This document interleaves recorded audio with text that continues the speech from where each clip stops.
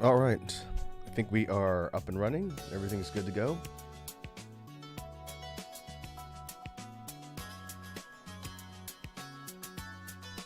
Let's go ahead and jump over to the tier list layout, and then I'll sort of intro into what we're going to be talking about in today's chill stream.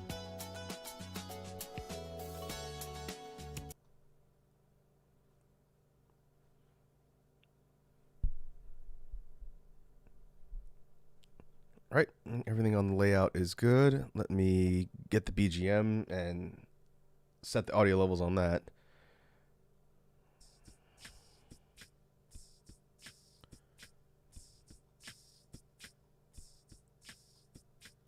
I'm going to set the BGM about here. It's in my headphones and not too loud. On OBS, it's reading a little less than 50%. I'm going to leave it here, and if you guys have trouble hearing the background music, or if it gets too loud, since some of the tracks have some louder instruments than others, then let me know, and then I can tweak the audio and either up it or drop it down so it's not too loud.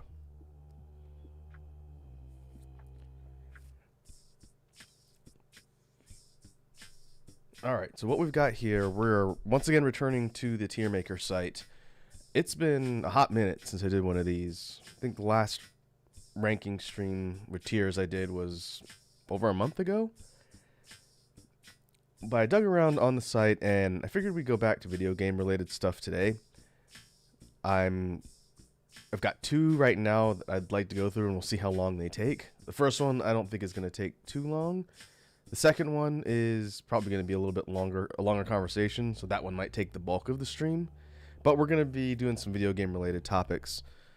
So if we take a look at the layout here, which I have in presentation mode, first one I'm going to be doing is SMT related games, or Shin Megami Tensei related games. And for folks who might not know the franchise too well, this is including the original SMT games going, I think, all the way back to Nintendo and Super Nintendo. And then it also includes spin-off series that have been released over the years. So things like Devil Summoner, Devil Survivor, of course Persona. Persona is probably the biggest spin-off series for SMT. That's all in here too. Wazzy says, oh, Wazzy's here. Wazzy says, surprised you're not rating your waifus. You're talking about the girls from the games? There was a couple tier lists I saw that had, you know, like Persona cast, like best girl ranking. I don't know if there's a best boy one that I saw. But the problem is I've only played 2 Persona games, so it's only 2 games worth of characters I could potentially rank.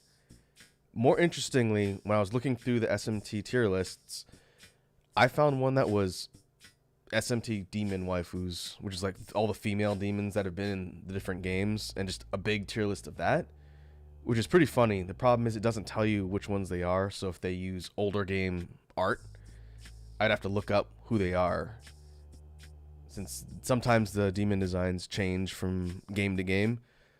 So that one I thought about doing, but it would be a lot of work to be jumping between like an SMT wiki and then jumping back here and trying to rank. But I do have things to say on the games, so I figured that'd be a good place to start. And first off, I'm going to pull out the ones I haven't played, since I did start the whole SMT series relatively late. I think I've talked about it several times now, but my first SMT game at all was Nocturne. But that means I haven't played the older ones like Persona 1, Persona 2, the original SMT games on the Nintendo platforms where it started. But that's okay. I think I'll have to pull out maybe 4 or 5 titles that I've never played, and then we could talk about the ones I have, since there's a lot to say. Edward's here. Edward says, Jack Frost is S-tier waifu. That's right. Everybody loves Jack Frost. He's a lovable snowman. He calls you a hoe. Black Frost is pretty cool too. I usually make it a point to build like a high level one of those just for fun.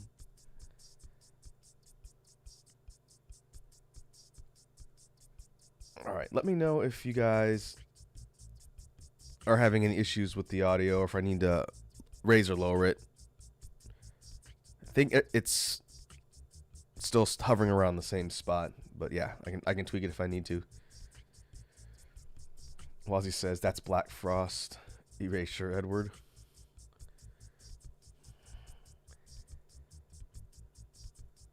Okay, let me separate the games I haven't played in the list here. Devil Summoner 2, I have not played. Persona 1, I haven't played. If they were to release a ported collection of the early Persona games, like 1 and, was it 2, is it Innocent Sin or whatever sub-version they made for 2, I'd definitely play those. Hey, they're good. They're kind of a more early prototype version of how they fleshed out the mechanics for Persona games going forward. Yeah, here's Persona 2 over here.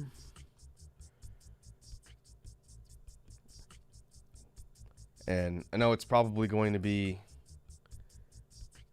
a little bit controversial, but I have not played P5. I'm waiting for them to release it on something like Steam so I can play it easier.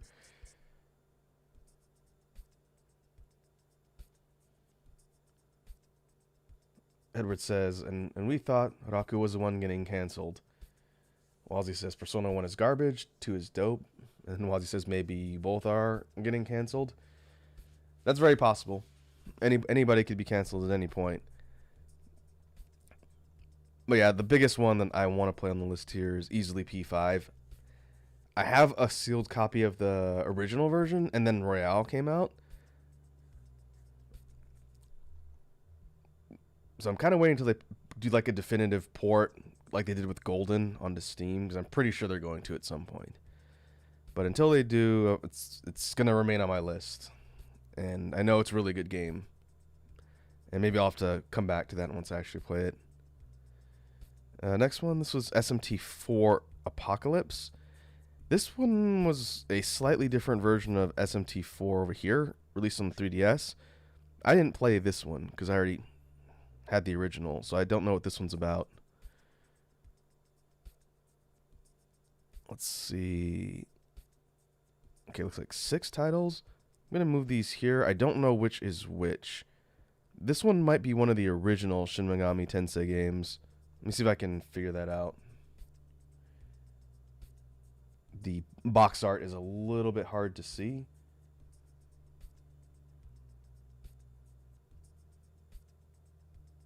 This one right here looks like it's Shin Megami Tensei from Super Famicom, so SNES, and it might have been ported to PlayStation. I think this one was released on Nintendo's Virtual Console because it says Wii and Wii U on the wiki. That's interesting. I haven't played this one. And this one, I want to say, is SMT2. I don't recognize the box art, but yeah, I think that's a sequel that came out later.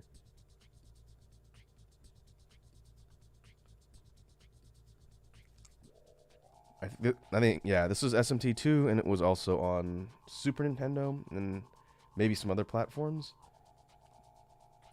I will say Atlas tends to stick with their theme of doing dominant colors for their different titles.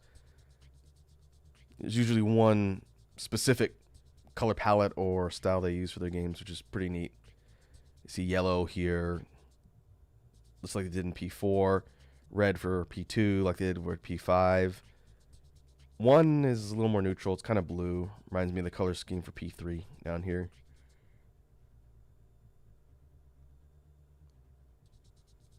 Hey, Sour Lad's here. Sour Lad says, yo. What's happening, Sour Lad? Welcome to the chill stream where I give bad opinions and get canceled. We are rating Shin Megami Tensei games as a warm-up here. In the main event, just to give you guys a preview of what I was talking about on Twitter when I posted today's stream announcement, this is going to be the big one. I'm going to rank the entirety of Gen 1 Pokemon. This one, well, I'll explain it later. I'm purposing it into a subjective tier list as opposed to a competitive one. But yeah, that'll be next. Alright, so let's go ahead and get started. We've got a mix of games across a whole bunch of different platforms here for the SMT games I have played. And the very first one on the list is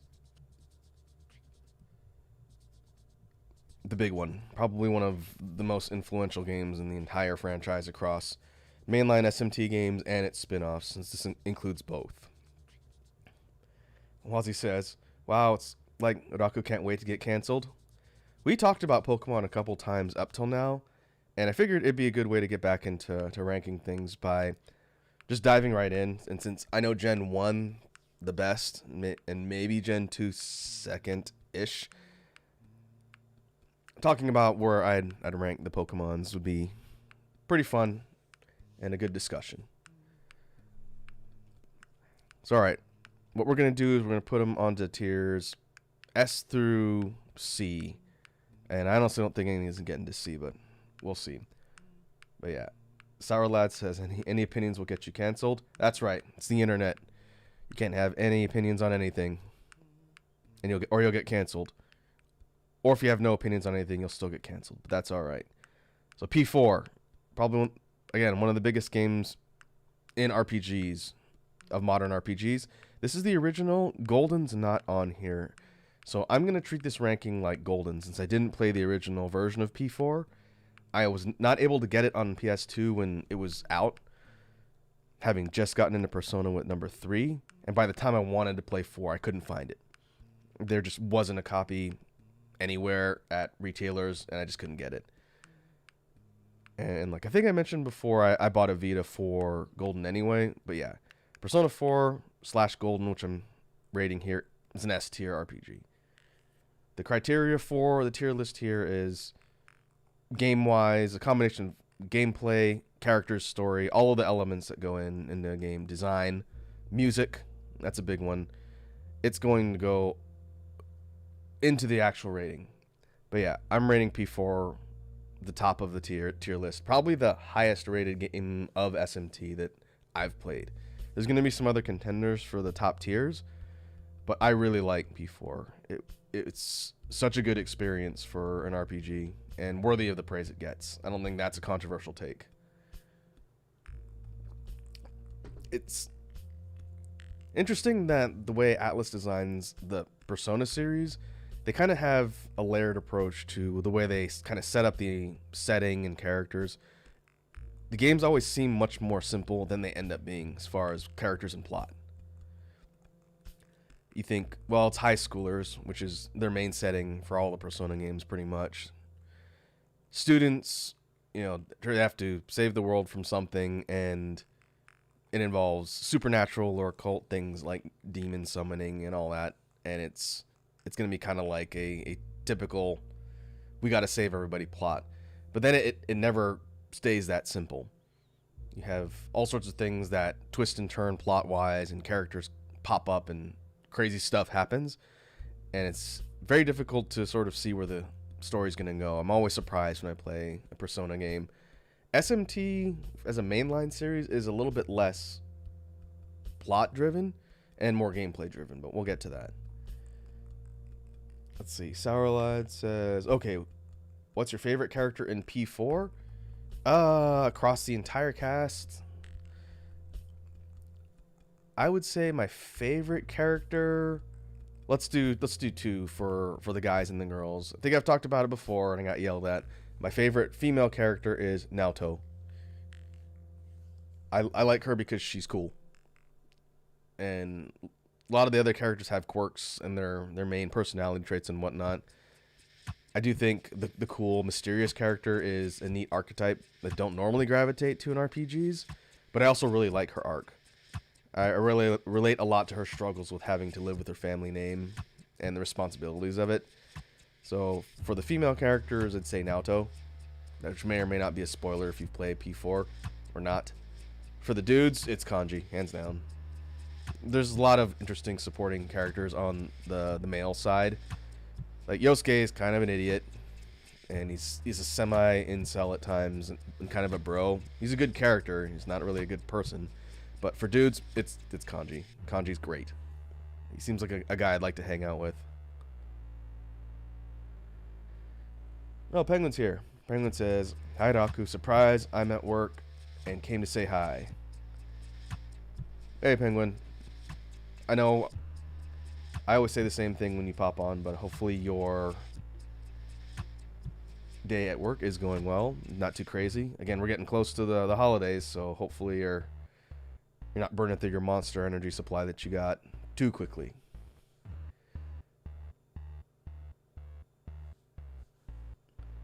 Edward says, oh, let me go back a little bit. Wazi says Kanji is best. Yeah, we've talked about that. Kanji could be a contender for best girl. He's great though.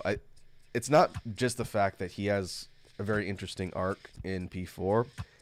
He's just a funny and vibrant character. He's not boring. He's not really one-dimensional. And overall, he's entertaining and a pretty cool guy. Edward says, best guy in P4 is Mitsuo? Who is Mitsuo? Is Mitsuo the moon guy? I feel like you're trolling if that's the case. What was it? Persona 3.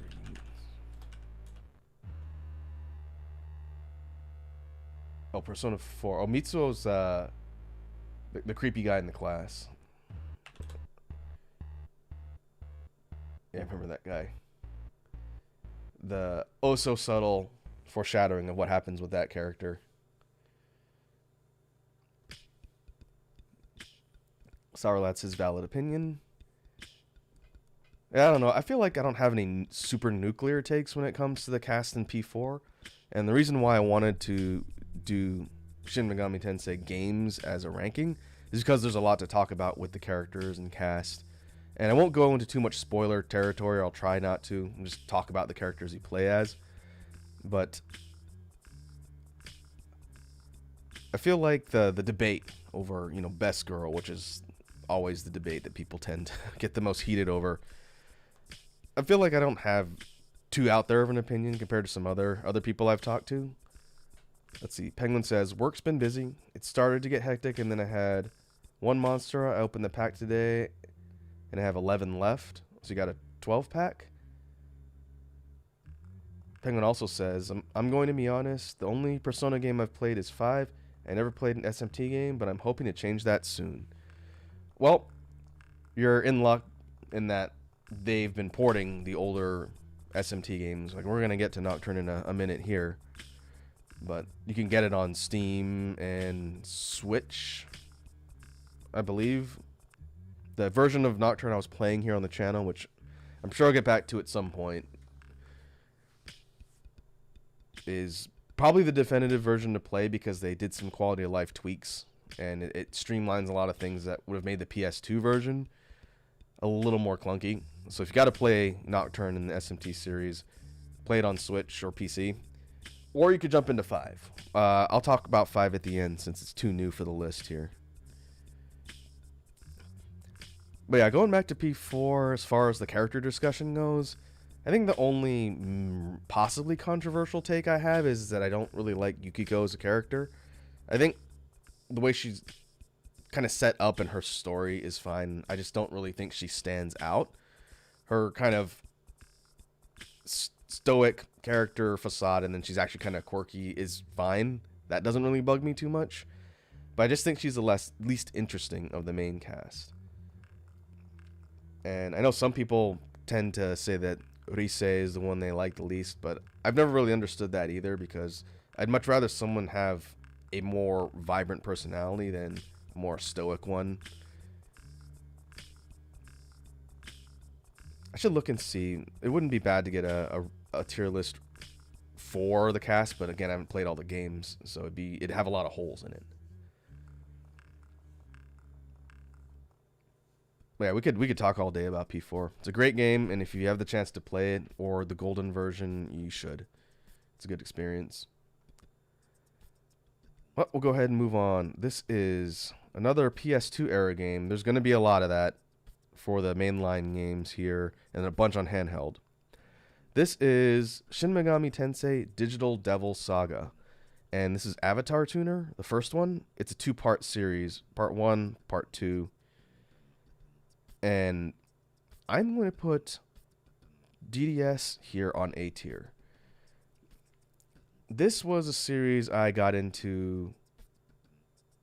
I have to think if it was after P3 or before. It was after Nocturne for sure. This was after the SMT series really got its hooks in me.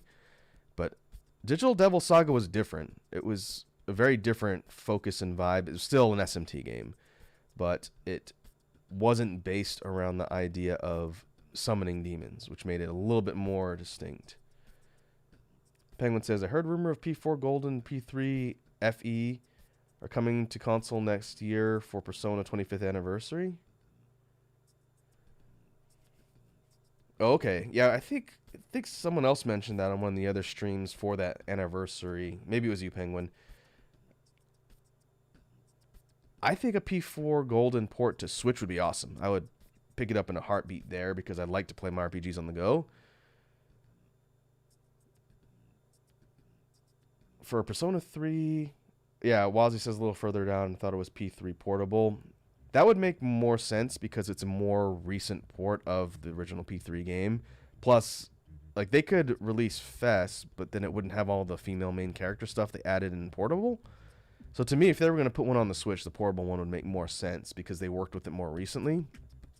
And it's got more content.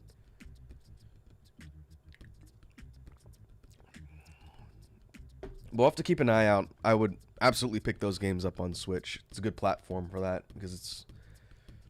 The older games don't probably have a real demanding infrastructure and require a high-powered platform to play.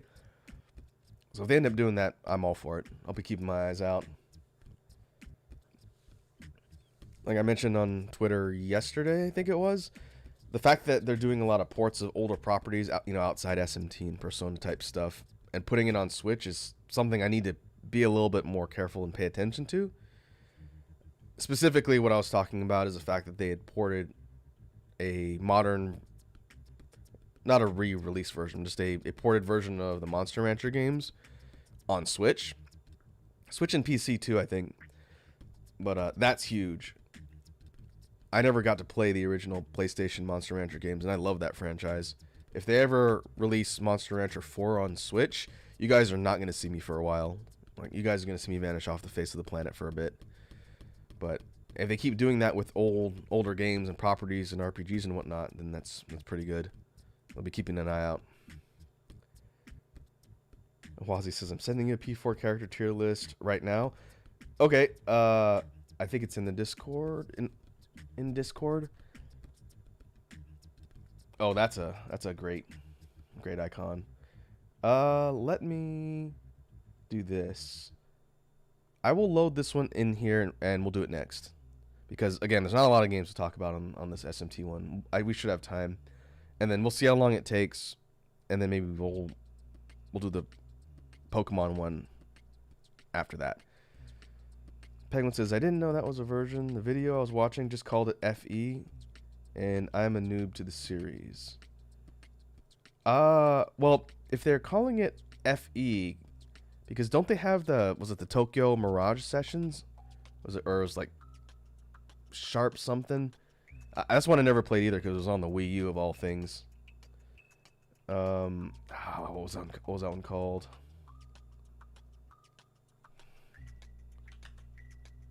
Let me look it up real quick.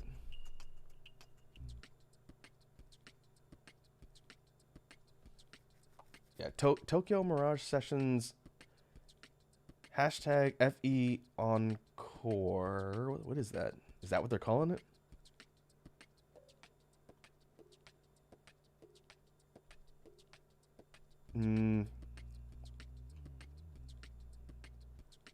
This is an older article from 20. This is some other version. I think they were adding Joker to some version of this game. I don't know exactly what that was, but I guess we'll see what comes out. Penguin says, gotta head back to work. All right, get back to work. Had fun watching. All right, man. Thanks for stopping by to say hi. We'll be working on this stuff for a bit, so Hope the rest of your day goes well. Wazzy says, I hope it's portable and not FES. Yeah, me too. The fact that they're calling it FE tells me maybe they're porting Mirage Sessions. Because that one was like a... I think it's considered a sub-spin-off from the SMT brand. I didn't play it. Let me see if I can find a wiki on it.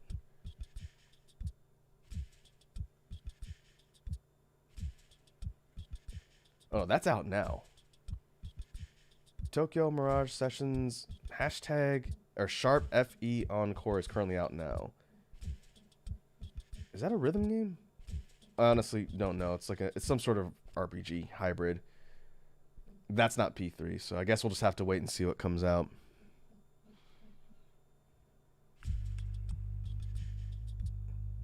But in the meantime, let's keep moving.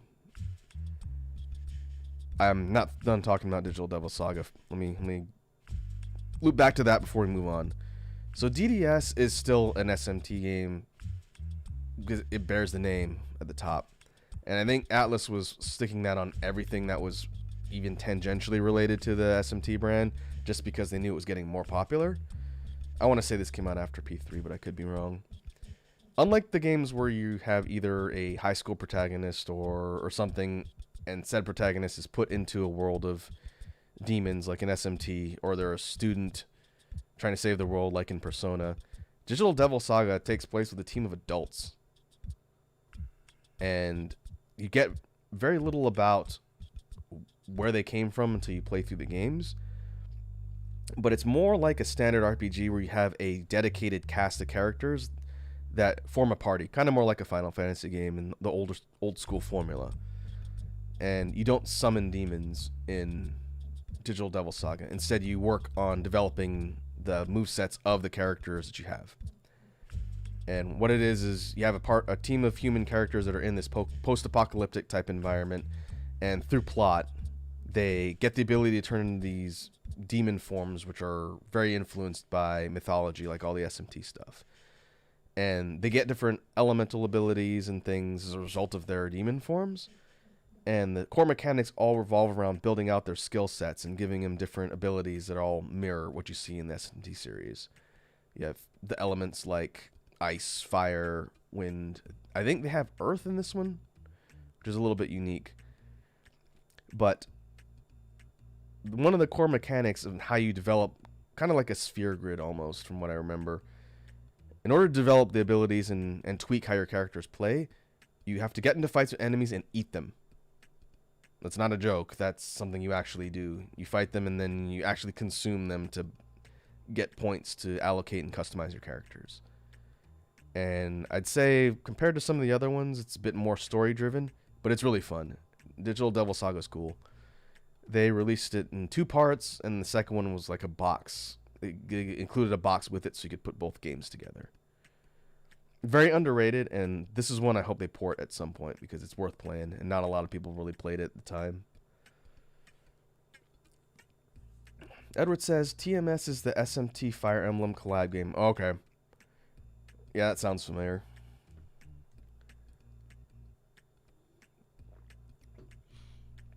It looked cool. Again, it was just on the Wii U. I didn't play a lot of games on it.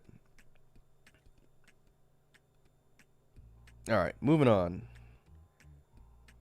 Next up, we've got SMT3, the official third mainline Shin Megami Tensei game. Originally came out on PS2 in the late 2000s. Nocturne. Nocturne was the game that got me into SMT, like I've mentioned numerous times already. And it's a doozy, but it's one of my favorite RPGs of all time, so it's going up here on S tier. I'm going to rank it lower than P4 because I feel like it's a bit more of a niche title. If you want a hardcore RPG experience versus a character-driven story and narrative, you go for the SMT games. But Nocturne's great. It was one of the earlier era modern SMT games that really focused on challenge and difficulty. I wouldn't say the Persona games are necessarily difficult. They can be tricky, but they're really not hard. You can get through them, and you mostly play it for the story and the characters, right? When they got Nocturne, this game became infamous for its crushing difficulty. And I've demonstrated that when I've been playing Nocturne here on stream. But I'm not even playing the definitive version we got in the West, the Maniacs version. That's the one that included Dante from the Devil May Cry series. And I'm pretty sure that was the origin of that meme. But Nocturne is very interesting. Its story is pretty minimal. Compared to some of the other games we'll see that focus on story a bit more, you're not really going to get a ton of plot from Nocturne. But on the gameplay side, it's very interesting. Now that it's been ported to Steam and Switch, I believe, is where you can play it. From an old school perspective, it's worth playing. It's very good, and they've tweaked and kind of fine-tuned some things to make it better. I would just caution anyone who picks it up to play, make sure you start with the, I think it's called Maniacs mode in the start menu, or Chronicles mode. Don't start on the basic video game mode, which is what I did when I started playing it here. It's the vanilla version of the game without all the fun extra content, like the fiends and all the really difficult stuff, and the true demon ending. And that's really worth doing because you get a lot of neat fights and craziness. But yeah, Nocturne's great. It's one of my favorite games. But it is merciless.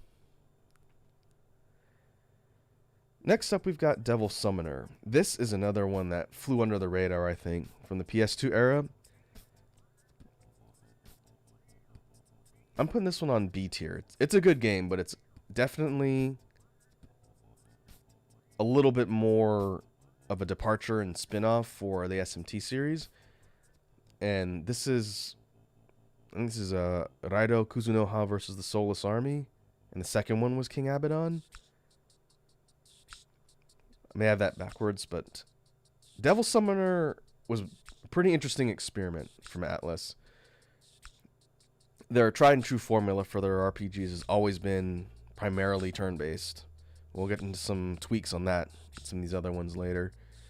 But Devil Summoner and Devil Summoner 2 were a real-time combat RPG. Kind of like you see on the Tales games, but a little bit more nuanced and different. Basically, when you navigate the world, it's third person like all of the other SMT games. But when you get into a fight, you control your character and he runs around and he has different physical attacks that you can kind of do with button inputs. And then you have summon demons that are you control that are on the field as well.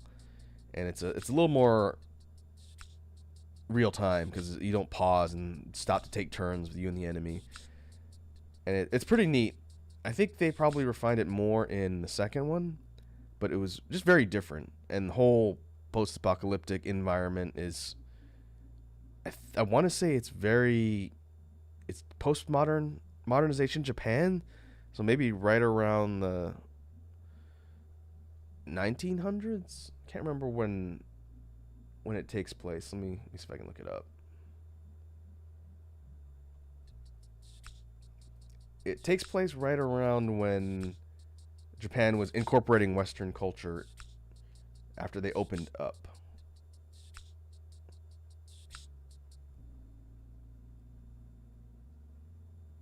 Let's see, Devil Summoner. Oh, there's a bunch of these.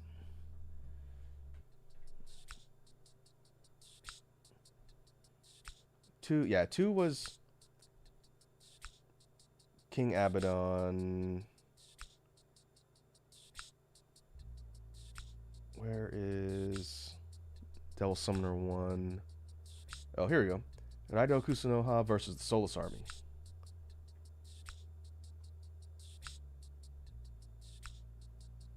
And this came out in 2006, PlayStation 2.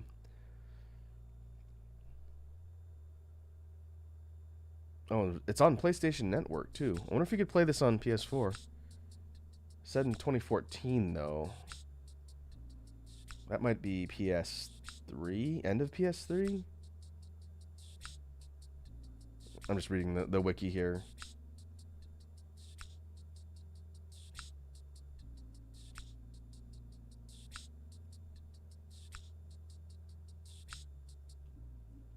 It doesn't say in the basic synopsis what time period it is, but yeah, I think it's post-Meiji Japan. But either way, very interesting. I'm kind of curious as to why they didn't do more with the series. Maybe they were just a little bit too off the radar at the time, because I didn't even get a chance to play the second one. But yeah, Devil Summoner series is interesting. Next up, we jump to handhelds for a little bit. This is Devil Survivor, which the SMT spin-off series doesn't have a whole lot of creativity in their names. Way back when they're just starting to bring stuff over to the West. I think I mentioned before, the first quote-unquote proper SMT game I ever played was on the Advance, and it was called Demi Kids, which was kind of like a Pokemon type game. Still SMT, you fuse demons together and whatnot, but it was on the Advance, and it was a bit more simplified. I think it was meant to be a kid's game. It was really fun, and it was decently difficult too. But in Japan, that one was called Devil Children, I'm pretty sure. It's no wonder they changed the name to Demi Kids when it came out here in the States.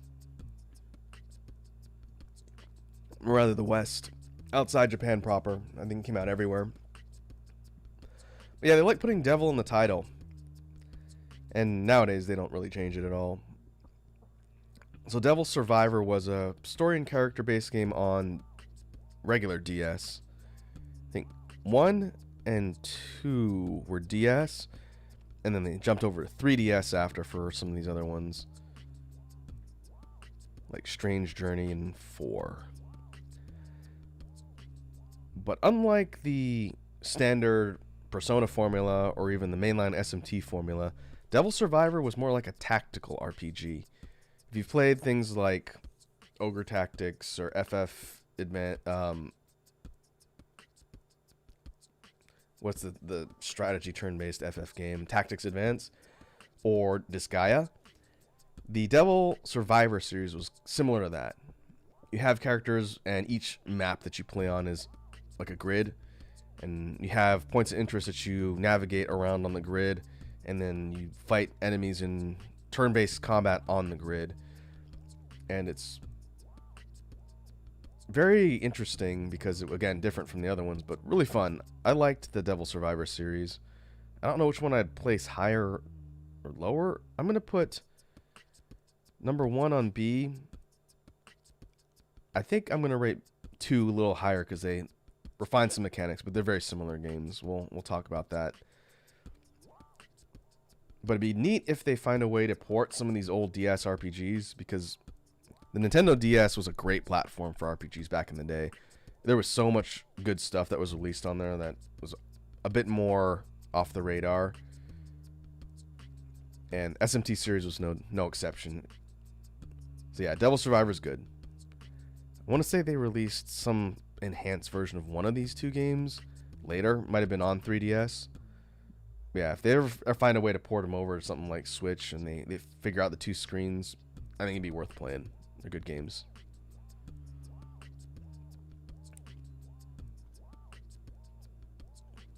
Next up, we've got the second of the Digital Devil Saga games. This one was Digital Devil Saga 2, but I don't remember its subtitle. Let's ask the wiki. Again, the first one was Avatar Tuner, which, because Japan, their subtitling structure doesn't necessarily need to make any sense. Oh. I could have sworn it was different. Apparently, it's just Digital Devil Saga Avatar Tuner 2. Which is... Alright, I thought it had a different subtitle, but that's fine. This one, probably due to development restrictions or maybe even budget, it's not a sequel, right? It's not something that takes place in a different timeline. It's literally the second half of the plot and story of the first one. Maybe they didn't have enough money to create them both as one product, or they wanted to do like an installment thing. They may have been following, what was it, Xenosaga, where they had episodes, essentially, and it wasn't just one straight through game. But the sequel, Digital Devil Saga 2, picks up where the first one sort of leaves off in the plot, and then it follows through to completion. It's the same characters, same arcing story, and keeps going. And it was good. They didn't really tweak a lot of gameplay and stuff. Again, it's more of the same, just continuing on.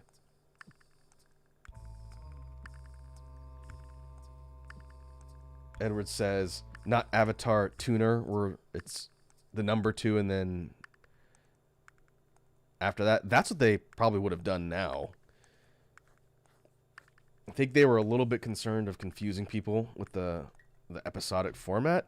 So they didn't get cheeky with their naming structure. They just called it Avatar Tuner 2, which is fine. I think they were intending to do sort of like a multi-installment platform, but they never did anything with Digital Devil Saga after that, which is a shame. But yeah, I'm going to put it up here on A, right after the first one. It's interesting. And again, not easy. Those games are decently challenging. But kind of a unique concept. The incorporation of mythology and theology with this post-apocalyptic world of people and demons eating each other was a bit more unique and I think a bit more mature than some of these other games. I think that was the point. But yeah, hopefully they release these as a collection at some point. I definitely play them. Alright. Moving right along. Last Persona game here. Persona 3. Persona 3 is really good.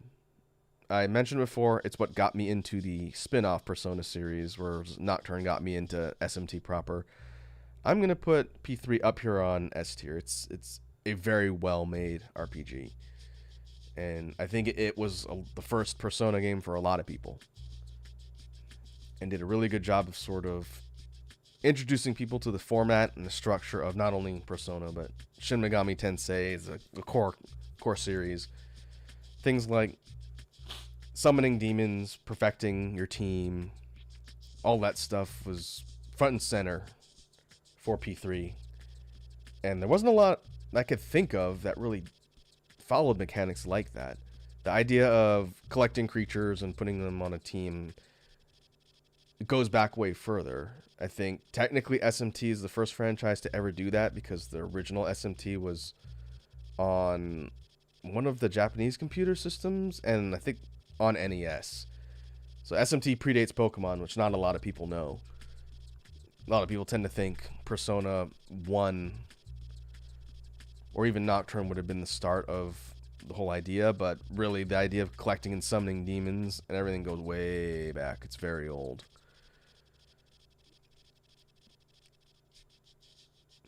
Let's see. Wazzy's looking out. I don't know if Wazzy agrees or disagrees with my placement of P3 here. I guess we'll see what she says.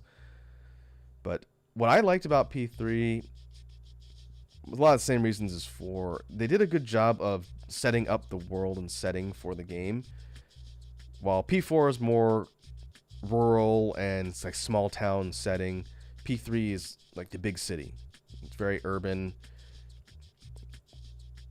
Your students are in kind of like a big city, high school, right? And it's just very really cool vibe and the way they set up the whole environments. And I really like the music. Both P3 and 4 have fantastic soundtracks respectively. And I do like just the aesthetic and theming of everything in P3.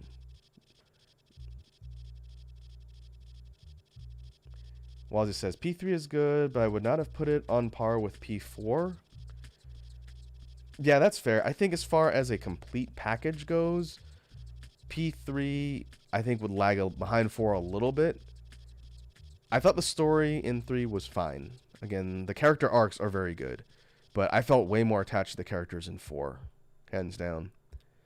But what does it for me on P3 is not just the characters. Again, I like the design style and aesthetics, the setting and the music. And again, this is what sold me on the series. So it's got kind of a near and dear place to my heart. But as far as total RPG packages go, I'd say it wouldn't be as high up on the ladder as P4. Now P3P, which I'm surprised it's not on here, it's this different iteration of a game. If they're going to put Smt4 Apocalypse here and the original, you'd think they would have put P3P here. I think if it was that, I would put P3 down here and P3P up here on S. And it's not because I prefer the female route over the male. I just think it's a more polished product. And it's a bit more streamlined, even though I think you don't get cutscenes as much in P3P. If they were to just sort of include all of the content, but give you all of the sort of fancier things in P3, because again, P3P was designed for the PSP, which I think is lower processing power than the PS2. Like, the best of both worlds would be like a golden version of P3P that has all of the character cutscenes and dialogue and whatnot, and it's fully fleshed out on a console. That'd be the best. But because it's not here, we'll leave P3 up here in third place on S tier. Walsey says, I would put female route above male route. Yeah, that's fair. It's just, I like having the option. You get a whole lot more out of your purchase if you can play through the game multiple times to get different endings, but also just get a different character perspective. Honestly, I think they should do that for all of the Persona games. Give you an option to choose which type of main character you want to play through the game. Walsey says, what about Persona Q and Ultimax? Yeah, those are missing. It seems like this is an RPG tier list primarily. Q's an RPG as well. It's a spin-off. But yeah, those two aren't here. And Ultimax is important because it has story tie-ins with the cast from P3 and P4. So it is canonically relevant. I don't think they've ever retconned it out of the Persona canon, as far as I know. Watson says Dancing Moon Knight, Dancing Star Knight. Yeah, they don't have the rhythm games on here either. I don't know plot-wise how significant they are, but yeah, if you're talking about things that bear the SMT property name, yeah, those aren't here. It's a shame. Ultimax, if I had to rank it, I think I'd put it at the top A. Maybe above Digital Devil Saga, I don't know. It's a little bit difficult because it's a different type of game, but I really liked Ultimax. I played a lot of that on Xbox 360. I played a lot of that online and was working on several characters. So I'm very excited to see them bringing that back. And I'll be picking that up on PC in the spring when it comes out. You guys can expect to see some streams and some videos about Ultimax when it comes out. I'm not an expert on the game. I was pretty decently competent at it, but I just want to play it and play against other people. It was a lot of fun. Alright, moving on. Shin Megami Tensei 4 on 3DS. This one, I'm going to put here on B tier. As is the custom for most SMT mainline games, it seems. 4 kept the idea of character put into post-apocalyptic world and's got to figure it out and then figure out who they're going to ally with, you know, what factions and all that. It's very much an SMT game. But this one takes place in a different type of world, I believe. I think the characters are still students. Let's see. It's been forever since I played SMT4. It's been a long time.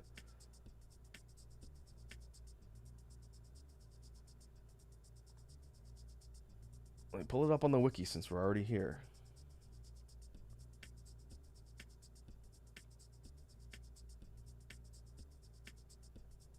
Yeah, this one takes place in a fictional world, I believe. It still follows the same tropes of characters are in a world, the apocalypse happens and it changes the landscape of everything, and then demons appear. But it's good. I feel like reason why I say there's a through line of tradition in the SMT mainline games, they tend to be more janky and a little less refined and polished than the Persona games. I don't know why that is. Probably goes back to the whole more old school flavor. But 4 was a little bit janky. 5 is a little bit janky too. It's kind of, that's why I said it's consistent. But it was good. You had a really interesting progression of environments and characters, and it all focuses around demon summoning and mythology. And I don't know what they did for Apocalypse because I didn't play it. But 4 was good. It's a good experience. It's a fun game.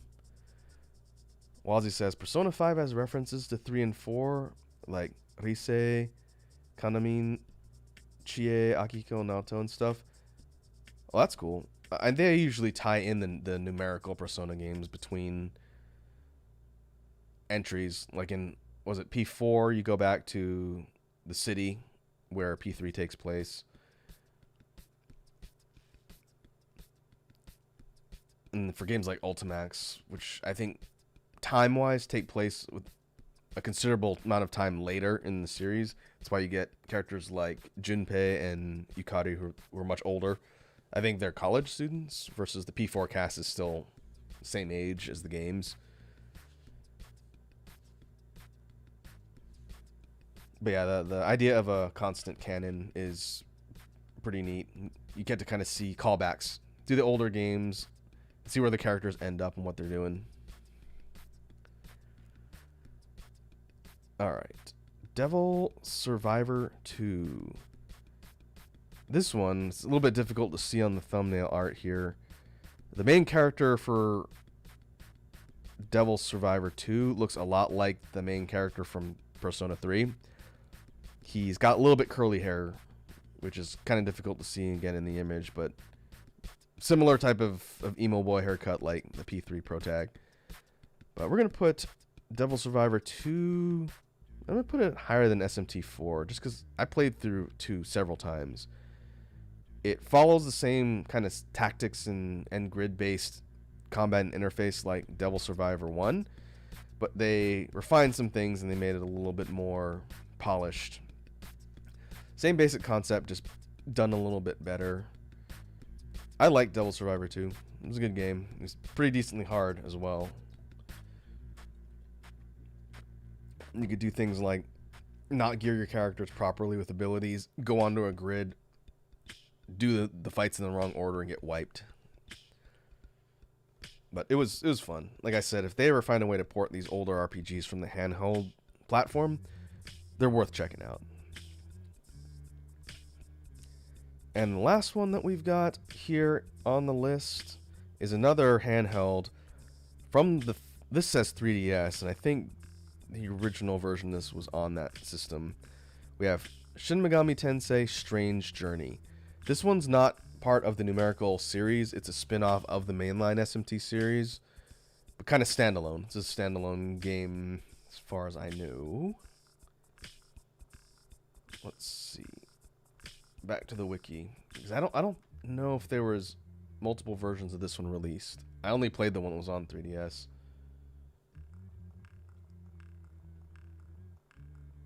Shin Megami Tensei 9? What is that?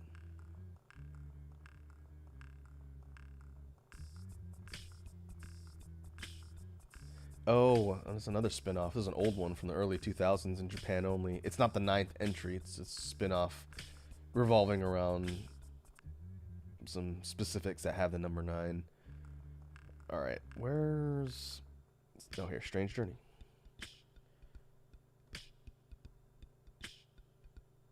Oh, they did do a different version. Strange Journey Redux.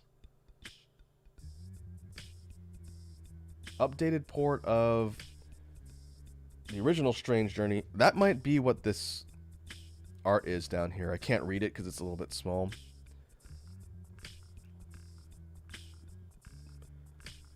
When did this come out? Oh, 2018?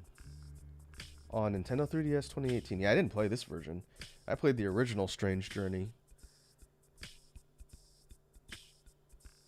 And the original was on DS, not 3DS, excuse me. So, Redux was an updated version that was released on 3DS later. The original one was on the normal DS in 2009 in Japan and 2010 in the West. Okay. Well, I didn't know they did a port of that one. That's interesting. I'm going to rate this one for the sake of consistency here, like we did on P3, the version I played, which is the original. I really like Strange Journey, so I'm putting it up on A tier. It's kind of a mix of the older RPG series that I mentioned, Etrian Odyssey. That's the one also by Atlas, where you draw your own maps, and it's like a heads-up, first-person view. Strange Journey used that format. You didn't have to draw your own maps, from what I remember, but it's a heads-up, first-person navigation through whatnot. And your fights are all turn-based with sprites, just like all the other SMT and Persona games. But it functions around the same idea of demon summoning, perfecting your team, exploiting weaknesses, all that. The story is a little bit interesting. You're a team of explorers, from what I remember. Yeah, you're soldiers in this one, and you're exploring a world, and you kind of get pulled into like this apocalyptic conflict again. It's got factions and all that other stuff, but it, again, just a different focus from the student perspective, which is why I like it. It was difficult too. Strange Journey was not an easy game. There's a lot in there that was decently challenging. So yeah, I'd put that one up here on A. If they find a way to port that, I'd definitely say check it out.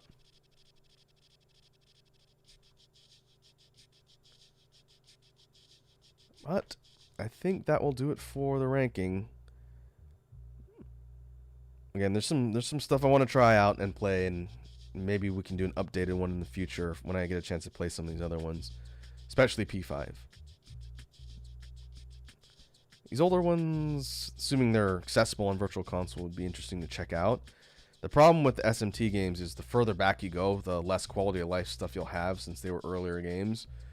So like the original PS2 version of Nocturne, which I think I talked about in the playthrough we were doing of that, you couldn't choose inherited demon skills for Nocturne.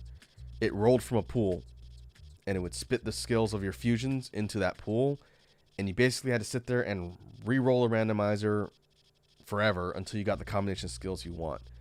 For the re-release version or HD version of Nocturne, they flat out just give you the ability to choose, like in Persona and everything else. But the PS2 version of this couldn't do that. It was really annoying, because if you wanted all of, let's say, all of the elemental dynes, Agidyne, Zondyne in that game, Bufudyne, Zeodyne, all those, and you're fusing a demon, you have to randomize the roll list in the pool till you got them all to land. And it was really stupid. I don't know why they did that. But I guess that's part of the appeal. It's just be aware that the older games are going to be more challenging as a result. But yeah, we'll go ahead and move on. I encourage anybody who's a big fan of the Persona or SMT series to check out this tier list and rank the stuff you've played. By all means, let me know if you agree or disagree with my opinions here.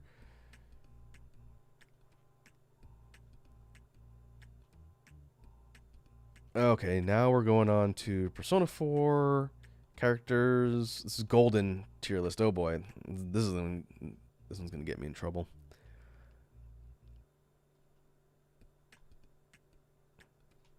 Oh yeah, and before I forget, for the first one, credit to the tier list goes to at EchoP0614 on Twitter. I want to shout out the people that create these, so if anyone wants to follow them or whatnot, they know who made it. This one, characters, credit goes to at Sad Loner on Twitter. Well, credit to them for making the tier list. Wazi says, be careful. Alright. Real challenge is going to be remembering some of these characters' names, because I haven't played P4 in years. It's probably been more than that. It's probably been like 6 years since I've played Golden. I was playing through second run on Vita, and I stopped like halfway through because I wanted to maximize all the routes. But I will do my best to at least remember the roles of the characters. Maybe I can look them up. You guys probably won't find it interesting if I'm jumping back and forth between the wiki and whatnot. But let's see. From S to D. Oh, as he says, this is my favorite game, so watch out. Well, my opinions on the characters shouldn't change your enjoyment of the game, Wazim. I know you're not going to agree with most of my opinions on these, but again, the real challenge is remembering who does what. Alright, so let's start with Adachi. And I gotta watch out for spoilers too, in case people watching this later have never played through P4. So I'm gonna avoid plot-specific spoilers, which is also gonna affect how I rank these characters. So I'll do my best. And Wazi, if you know the game better than me, since you probably do, you can let me know who the characters are, because I'm probably going to refer to them as their roles in the story as opposed to their names, because I don't remember them all. But Adachi is going up here on A tier. He's a very interesting character. And he's very important, too. I'm not really going to go into the specifics because spoilers, but Adachi he's got an arc. He's got an interesting and kind of a plot twisty arc. But what I like about the character, again, he seems much more simple to understand his role in the story. And let me take a look and see who else is on here. Oh yeah, here's Dojima down here. Okay. But yeah, very interesting. I can't say too much more because it's very critical to the plot, but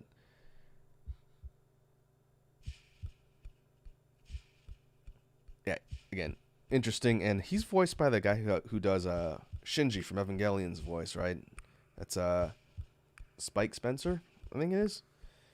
Which is kind of a surprise to see him voicing a character because, again, based on what you learn, very interesting. Next up, this is It's Ebihara, right? That's her last name?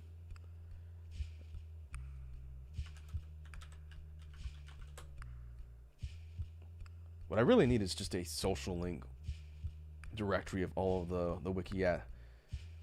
She is Moon. That's right. I'm not going to remember the tarot alignments for these. But she's one of the dateable characters too, from what I remember. Her arc is interesting as well. She's kind of the stuck-up girl for a bit, and then you learn more about her.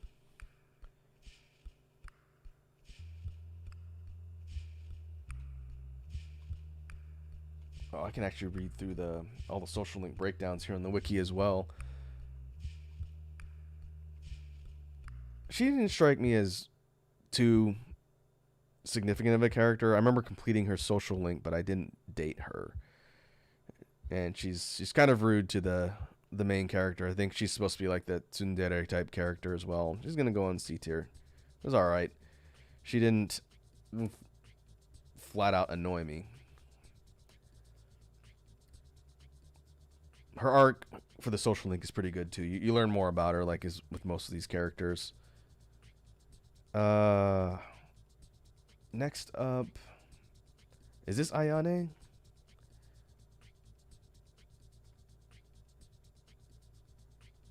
I wonder if I can just search characters. It'd be nice if I could do that.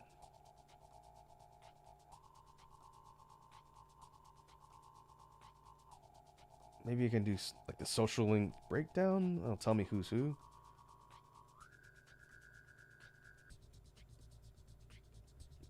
Oh, it does my game too. That's nice. Okay, this will help.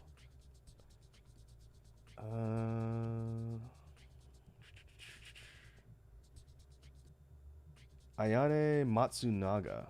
That's her name, right? She's the band girl.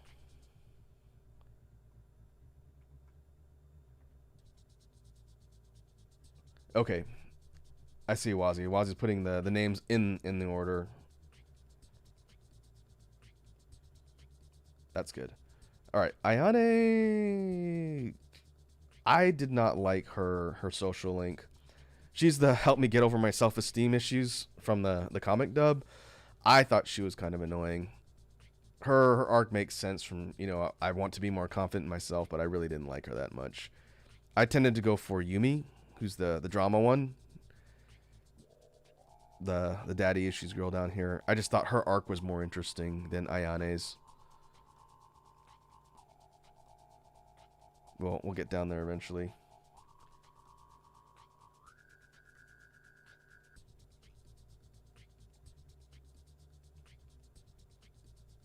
I do like how it's the character portraits they have here, so it's really easy to just slot them into the tier list. That's very handy. Next up we have Chie. Where am I going to put Chie? Chie is probably my second favorite female character in the game. I talked about before when I got yelled at. I wouldn't put her on the top of the list for best girl, but I really like her as a character. I'm going to put her on A tier. I'll put her on S tier. She's not going to be at the top, but she should be on the top tier because I really like her character. I like her arc, and her relationship with Yukiko is pretty good. The kind of outspoken tomboy and her martial arts quirks are pretty fun too, but I like that Chie is not boring. She's very lively. She tends to kind of shoot her mouth off sometimes, but she's very funny, and she likes meat. So yeah, good character. Really liked playing her in Ultimax as well. She was a lot of fun as a rushdown brawler.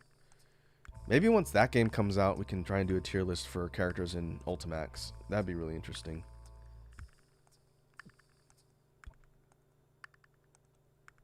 Next up, we have Daidara. This is the weapon shop guy. Yeah. He doesn't have a social link, I don't think. But you see him all the time because you're constantly buying stuff from him.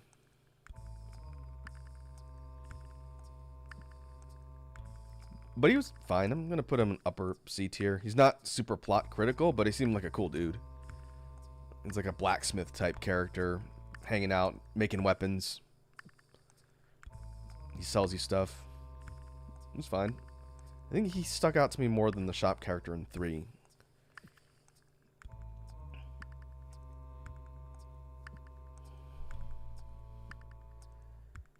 Okay, the way Wazi is laying out the characters is by their role or their tarot alignment, their social link alignment. Okay, so now we have Daisuke. Daisuke is the soccer dude. You have the choice to open a social link with either Daisuke or Ko. Ko's down here. Daisuke was cool. Of the different characters in that were kind of supporting non-playable characters in the story that you get to know through social links, I liked his arc pretty thoroughly. I think he's more interesting than Ko, even though Ko's kind of the more wacky and cartoony character. Daisuke, from what I remember, he has a lot of personal struggles and things he's getting through to kind of help him deal with and navigate as the protag. So I'm going to put Daisuke up here on B tier. Ko is good as well, but I think he's a little bit less interesting outside his kind of wackiness quirks. Wazi says Daisuke and Ko are just Davis and Ken from Digimon. Not really watching a lot of Digimon. I know the characters, but yeah, that makes sense. I think Daisuke's he's kind of more of the lovable meathead type guy, and Ko's kind of the more brooding guy, which fits in line with the Digimon comparison. I just think the arc is a little bit more compelling for Daisuke. So Ko is probably going to go on maybe C tier. We'll get there. Next up we have Dojima the Detective Dad. This is Nanako's father. Dojima, I'm going to put him on B tier. He's a very interesting character. He's not really a good father because he's kind of consumed with his work. Once things start popping off in Inaba, he kind of loses himself to his job trying to solve the case and protect everyone in the town. And because of his backstory with how he lost his wife and whatnot, he becomes obsessive, which is to the detriment of his daughter Nanako down here. But as far as character development and arcs, again, P4 does such a good job of giving you an arc for all the different characters that you interface with a lot. And I can't think of too many where it's not that satisfying of a conclusion to their personal stories. But Dojima's no different. You kind of force him to come to terms with the guilt over losing his wife and make him do his job as a parent so that he doesn't lose Nanako. So it's a good arc. He's trying his best, but you see some good progression with Dojima when he's not eating ice cream and getting drunk at the club.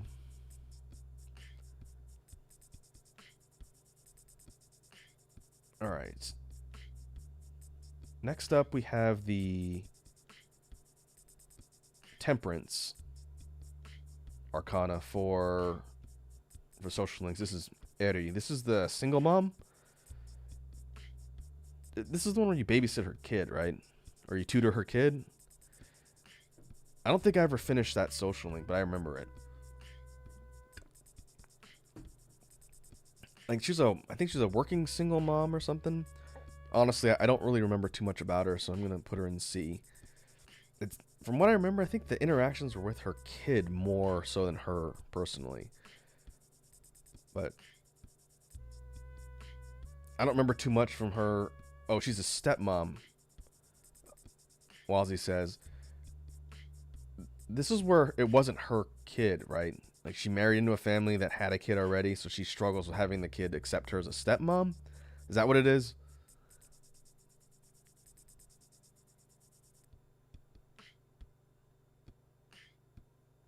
Okay, yeah, that's what it was. She has to deal with the husband's kid. They're left alone a lot, and the kid doesn't like her, I think.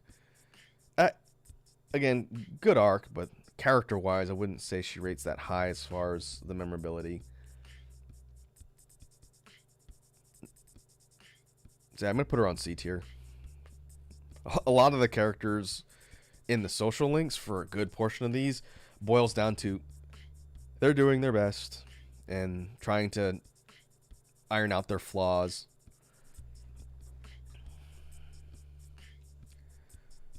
Okay, next up.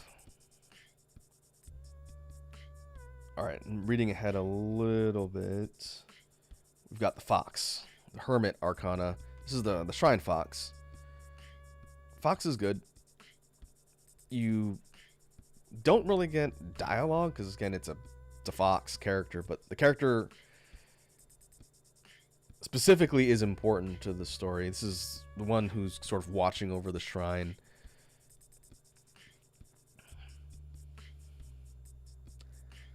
And it's tied to, I think, money that you donate. Again, I don't remember a lot of these social links. It's been so long.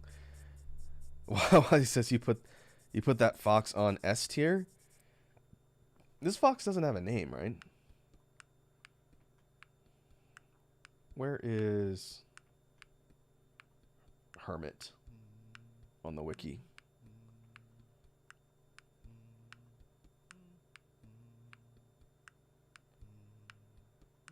Yeah, it just says fox. The fox doesn't have a name.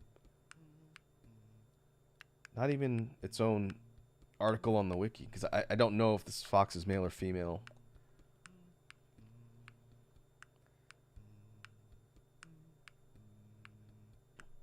Wazzy says, S tier, you do stuff for him. He has no name. He's a fox. You run around... Oh, that's right. You run around town fulfilling wishes. What do you say in the comic dub? All your leaves, yep, yep, yep. Fox is fine. Fox is good boy. I'm not moving him out of B tier, though. some of the more plot-centric and specific characters are going to be up here on the higher tiers.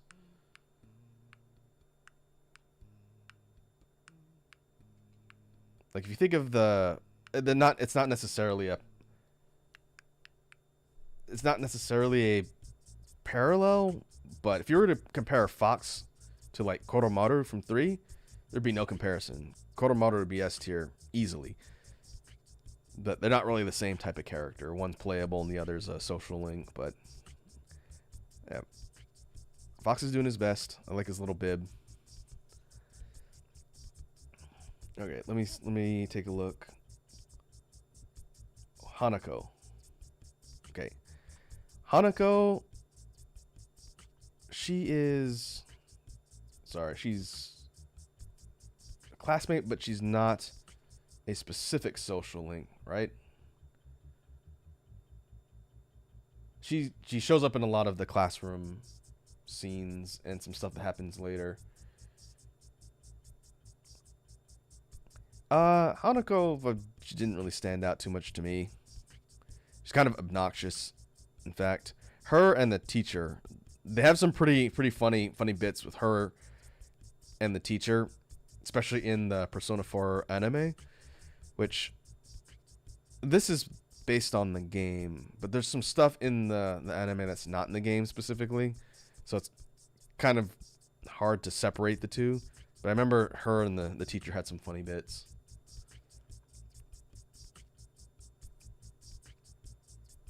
But yeah, as far as character goes, Hanako, it's pretty mid tier. Next up, Hisano. Death. Yeah, Hisano Kuroda. She's the widow. Her arc is interesting. You talk to her, and I think it's right after her husband died. Something like that. And you kind of help her go through like the grieving process and help her come to terms with the fact that she lost her husband. It's a good arc. I'm going to put her up further on C tier. Her arc is a bit more kind of relevant in real world for anyone who's gone through loss. It's, again, through the lens of an RPG, but I do think the arc is pretty good. In fact, I'm going to put her up a little bit higher than Daidara, just because I do find her arc relatable. Wazi says the anime was based on regular 4. They did a second anime for Golden. Oh, did they? I didn't know that. Maybe I missed it, because I have the Blu-rays for the original anime for 4, but I didn't know they made another one for Golden. Is it completely different, or is it like the original with more content? The original anime with more content to reflect what happens in 4. Let's find out.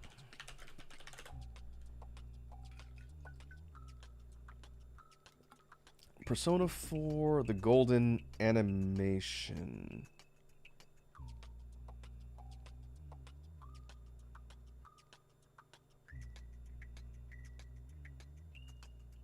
Oh, it's an expansion of the original anime, so kind of like they did just in Golden. Instead of it being separate, it's like an enhanced version of the original. Huh. Interesting.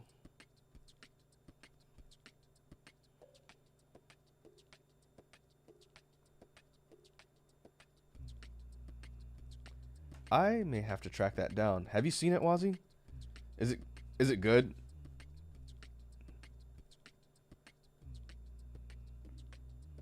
Wazi says the Golden anime came out like 3 years ago. It's just additional content. You have to know the story of 4 to have the anime make sense. Right. I'm just thinking, is it significant enough to buy basically the whole thing again for the additional content? I really liked the Persona 4 anime. I felt like it did the story justice, having played through Golden already. Like, I guess it's not necessarily comparable to playing Persona 4 and then Persona 4 Golden, but it's a similar idea, right? There's more content, more stuff to experience. I don't know. Maybe I'll look into it because I do like what they added with Marie. She's an interesting character too. I don't know. Yeah, maybe I'll pick it up. It is neat seeing a lot of the major events of the game fleshed out in animation form. That's why I like the Persona 4 anime. It's like, oh yeah, that's a lot more interesting when it's not just static scenes and talking heads. Alright, moving right along in the tier list. We have Igor, Master of the Velvet Room. He is your main... I'm trying to think of the games. He's your main source of information for fusing demons and whatnot. I like Igor. He's a real bro. He doesn't have his own social link either, but he's so important to the plot. And correct me if I'm wrong, but he was in 3 too as the Velvet Room guy. The only person that changes is his assistant. Elizabeth in 3, Margaret in 4. I don't know. Maybe it's a bit of a stretch to put Igor above Adachi significantly, but I like his character. He's just this kind of creepy weirdo who knows a lot about what's going on and does not really tell the protagonist. He's like, hey, you should deal with these demons. Demons are cool. And don't forget to be social.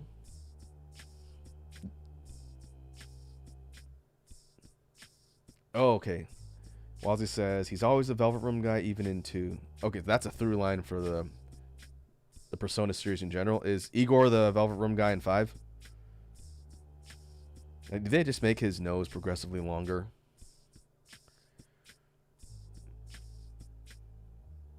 I'm surprised they didn't have him integrated as like a bonus fight or something, because he's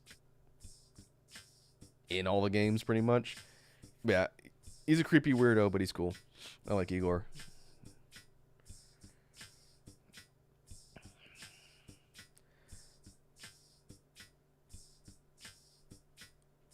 Okay, so yeah, he's in 5 as well, with possible caveat. Noted. We won't get into specifics for spoiler purposes. Next up, we have Gas Station Attendant. Gas Station Attendant is difficult to rate due to plot.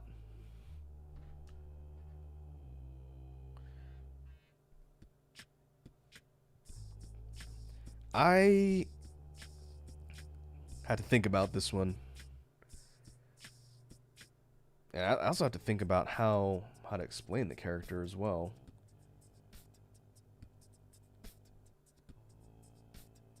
Let me see if there's a thing on the wiki here.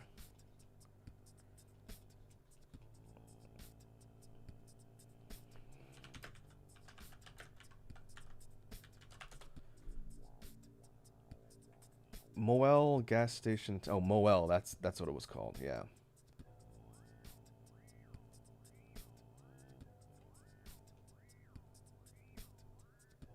The attendant. Yada yada yada. Oh, that's what I was wondering. If the character was supposed to be male or female. Pretty sure the voice actor was female. You don't really get much as far as the significance, and yeah. It doesn't matter for the sake of the ratings here. So I'm going to put Gas Station Attendant and put him on B tier. The reason why I'm confused is because of plot. But yeah, nothing to really get into unless you guys want massive spoilers, which I'm not going to do. Wazzy says spoiler mode is female. That's what I was talking about, Wazzy. That's why I was confused. But yeah, we'll put the dude, the regular gas station dude, up on B tier. If it was plot importance wise, it'd be different. But hey, Pint-Sized Kiwi's here. Pint-Sized Kiwi says, who are these people? We are ranking characters in Persona 4, Pint-Sized Kiwi. Wazzy has demanded that I state opinions on her favorite RPG of all time. I don't know about all time, but one of her favorite RPGs. So I am stating my opinions and getting yelled at. We won't be doing spoilers or anything, so don't worry about that.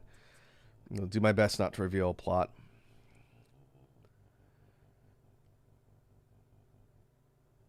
Bite-sized Kiwi said, I've never played a Persona game. Ah. Well, Persona 4 Golden is out on Steam. Steam, is that the only place they've released it? Re-released it, rather. It's not out on Switch, otherwise I'd have it already. It's a really good game, though. I tell everyone it's worth playing. It's one of the best modern RPGs created in the last 10 years. Maybe 10, 15 years. To go back to the original release. Alright, let me see. Oh, Kashiwagi, that's the teacher. She had a weird name, I remember that. But we gotta rank kanji first. Of the playable cast and characters,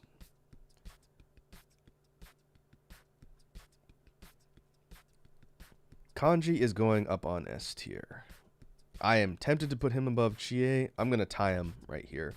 They're really good characters for different reasons. Pint-sized Kiwi says, can I rate them on the designs? Sure. You have a pretty good eclectic mix of character designs here. So, you know, you can rate them based on their designs if you want. It's not going to give you much insight into the actual characters, which is kind of the downside. But if you've never played the games, then go for it. But yeah, Kanji's best boy. He is the quote-unquote punk delinquent archetype for part of the story. And then you find out there's a lot more to Kanji and his background than just the guy who gets into fights. But he's a very deep character and goes through a really good arc. Of all the male characters you interact with in Persona 4, yeah, to me, Kanji's best boy. He's really good in the fighting game, too, if you like grapplers.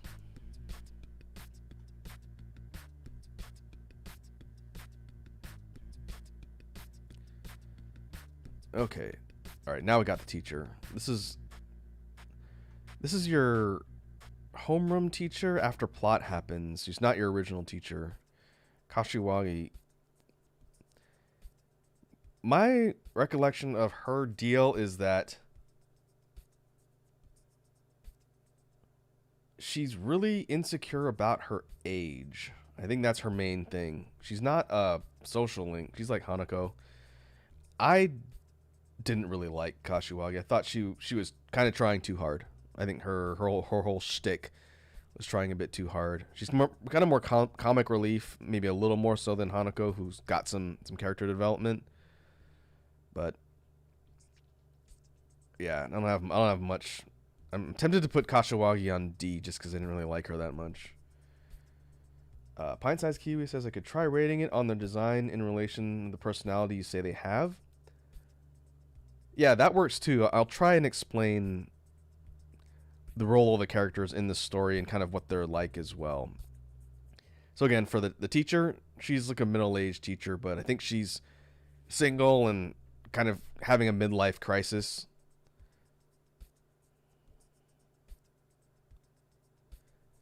Not that you can really tell from the character design. You'd have to know the plot.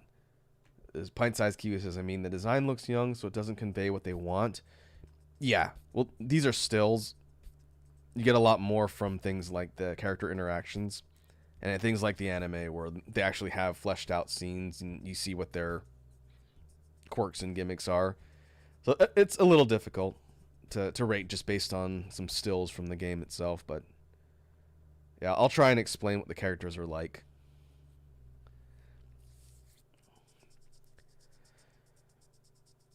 Let's see. Next up, we've got Igor's assistant in the Velvet Room. This is Margaret. And Margaret is kind of a mysterious character you don't get a lot of information initially about.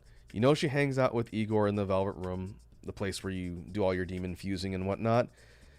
And she interacts with the main character a couple times throughout the story just to sort of relay information from Igor.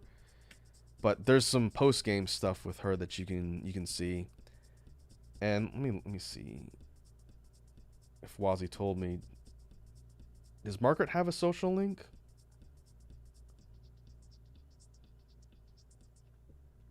I don't think we got here in the list. But she's again the kind of mysterious character for a majority of the game, but she's pretty cool and very mellow and laid back, which contrasts well with the eccentric guy who runs the operation in the Velvet Room, Igor. So I'm gonna put Margaret on B tier. I like her design. She's got kind of like a business-ish attire with this blue dress suit thing with all of the accessories on it. Oh, she's Empress. Okay, Wazzy says it didn't send. Her social link alignment is Empress. All right. You can date her too, right? I know you could date Elizabeth in 3. But the assistants of the Velvet Room are kind of like these extra dimensional beings. They're not human, I don't think. They sort of exist as entities outside of regular rules.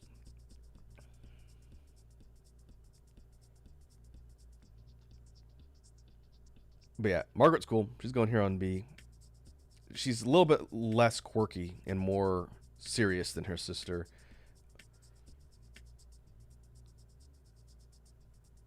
Elizabeth from 3, she'd probably rank maybe higher on B tier.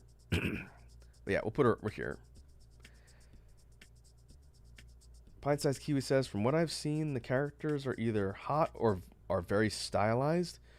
Yeah, you get kind of a mix. Like, the playable characters all have a lot more distinct design elements. Like, real quick, if we were to put the main cast, not in any particular order, but the main playable cast from Persona, you would have all of them here like this.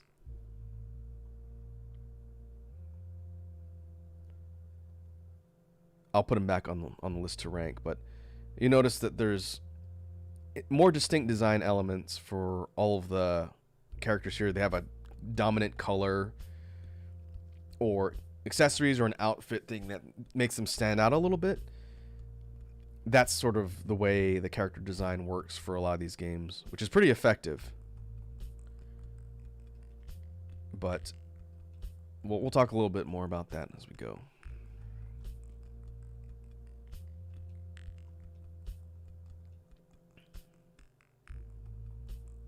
Okay. Before we move on, I'm going to go refill my water bottle real quick. We've got to get through a bunch of secondary characters and then the main cast. I guess we'll do at the end, just from the way I have them listed here. So what I'm going to do is I'm going to let the BGM rock here. I'm going to mute real quick, and then I'll be back in just a sec.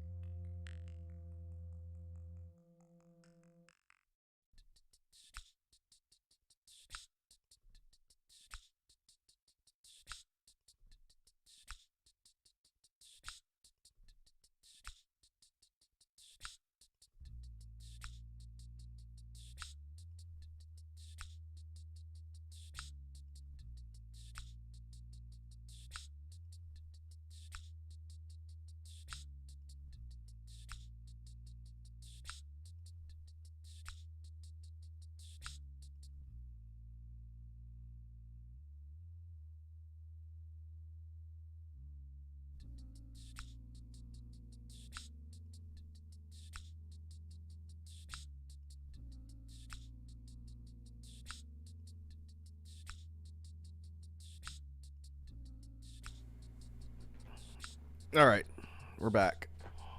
I'm surprised Wazzy didn't do facts while I was gone this time. Maybe she's finally run out. That or she's researching the next series of characters to make sure I don't get them wrong.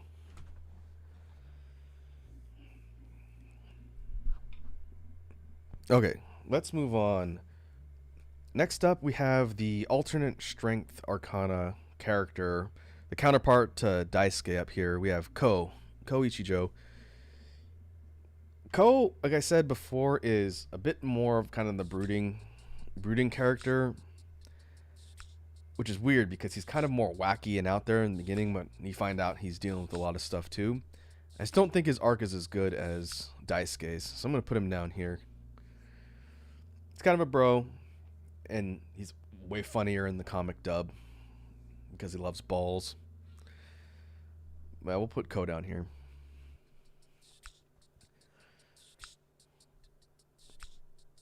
Next up, we've got Marie. Marie was added in Golden. She was not a character in the original P4 game. And the way Wazi described her is kind of funny. She does work in the Velvet Room. She's kind of like an additional staff member, like Margaret up here. But Marie has her own social link. She's the Aeon Arcana. And you can date her too, from what I remember. Her whole deal is that she's kind of the eccentric fish out of water character. You basically teach her about the world that the main protag in P4 inhabits, and her quirks and gimmicks all kind of stem around how she's unfamiliar with the regular human world, and she's actually kind of a tsundere character as well. Like, I remember a bit where you read her poetry or something and she gets mad at you. She's okay. As far as the additional characters, she's interesting, but some of her qualities can be a little bit grating, so I'm going to put her below Margaret.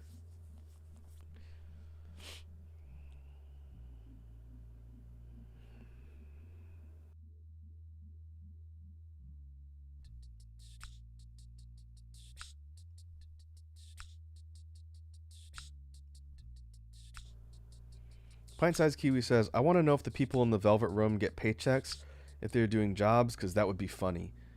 You know, that they probably do, because the boss who runs everything, Igor, he charges you for his services. When you do things like fuse demons, or if you summon them from the compendium book, you get charged Maka, the currency in SMT.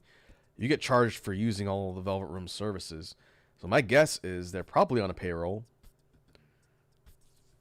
You don't get any plot-specific mention of that, but it wouldn't surprise me because there is actual money being exchanged. You do pay this dude a lot of money in order to do stuff.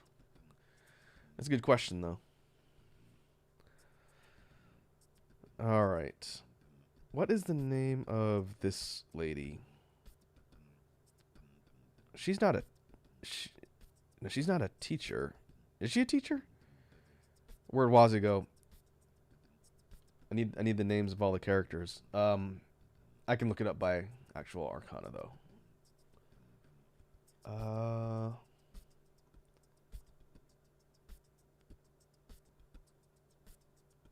Let me jump back in the wiki.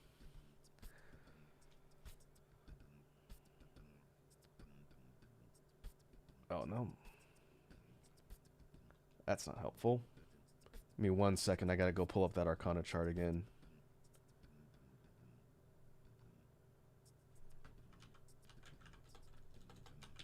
Social links. There we go. By game. P3P, P4.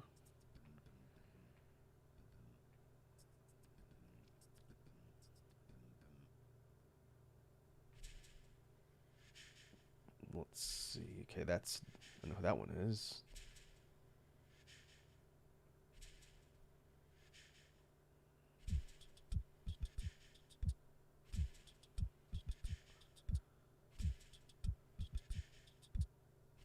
Oh, Yamano. She's the reporter that kicks off the plot. That's right. Oh, Wazi's back. No problem, Ozzy. It's fine. I was looking up the social link chart, so I have it on the other screen if I need to grab stuff. So this is Yamano, the reporter. You actually don't really get much from her. She's really important. But I'm going to put her on C tier. Or maybe, I don't know. I don't remember you getting much because of what happens plot-wise. I'll put her down here on C tier. Again, important to the story, but you don't really get a lot from her directly. And she's not a social link.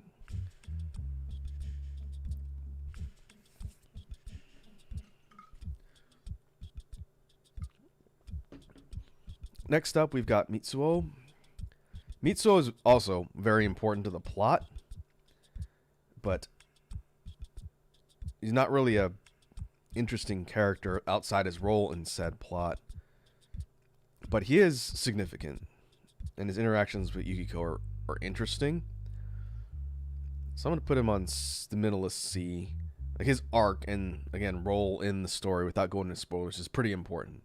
He's kind of a creeper dude. And he keeps trying to hook up with Yukiko down here. She's not having any of it, so he gets kind of butthurt, and then plot happens later.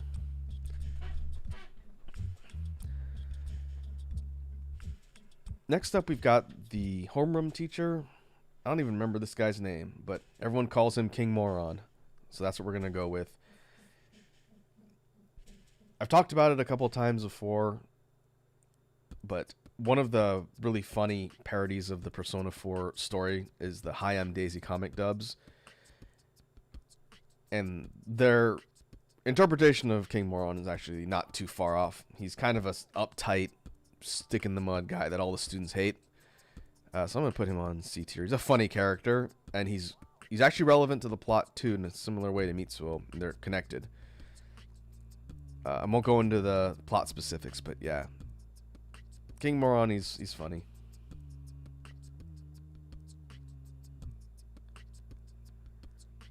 Well, we'll put him down there.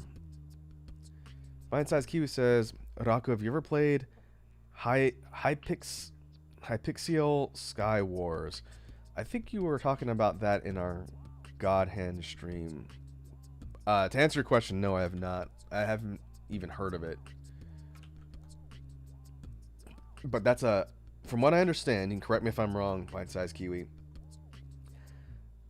that's a competitive Minecraft mode, right? I don't know if it's a mod or just a different custom setup, but I've heard of it. I've never played it, though. I haven't been in Minecraft in a while.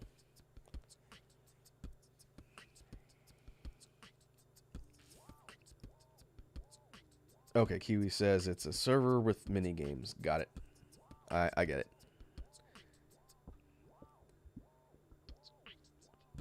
Alright, Wazi's got the names in the next set. Nametame. Politician, truck driver. Okay, this guy, he's also really important to the plot, but I wouldn't say he's a very interesting character.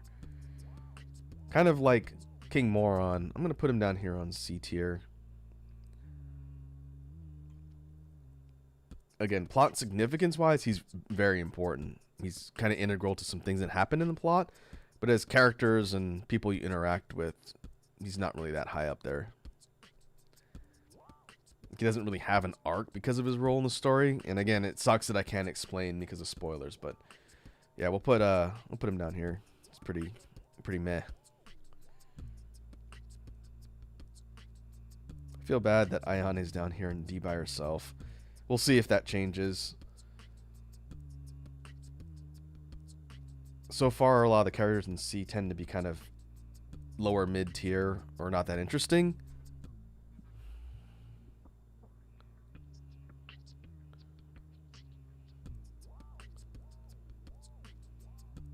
One sec.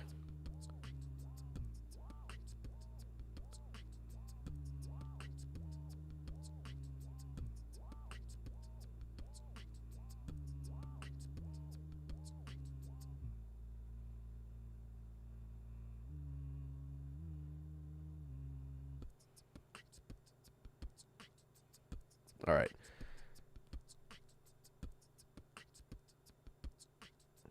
Next up on the list, we've got this is one of the couple child characters in Persona 4. We have Naoto Dojima, Detective Dojima, your uncle, Protag's uncle. This is his daughter, so I guess technically it's your cousin.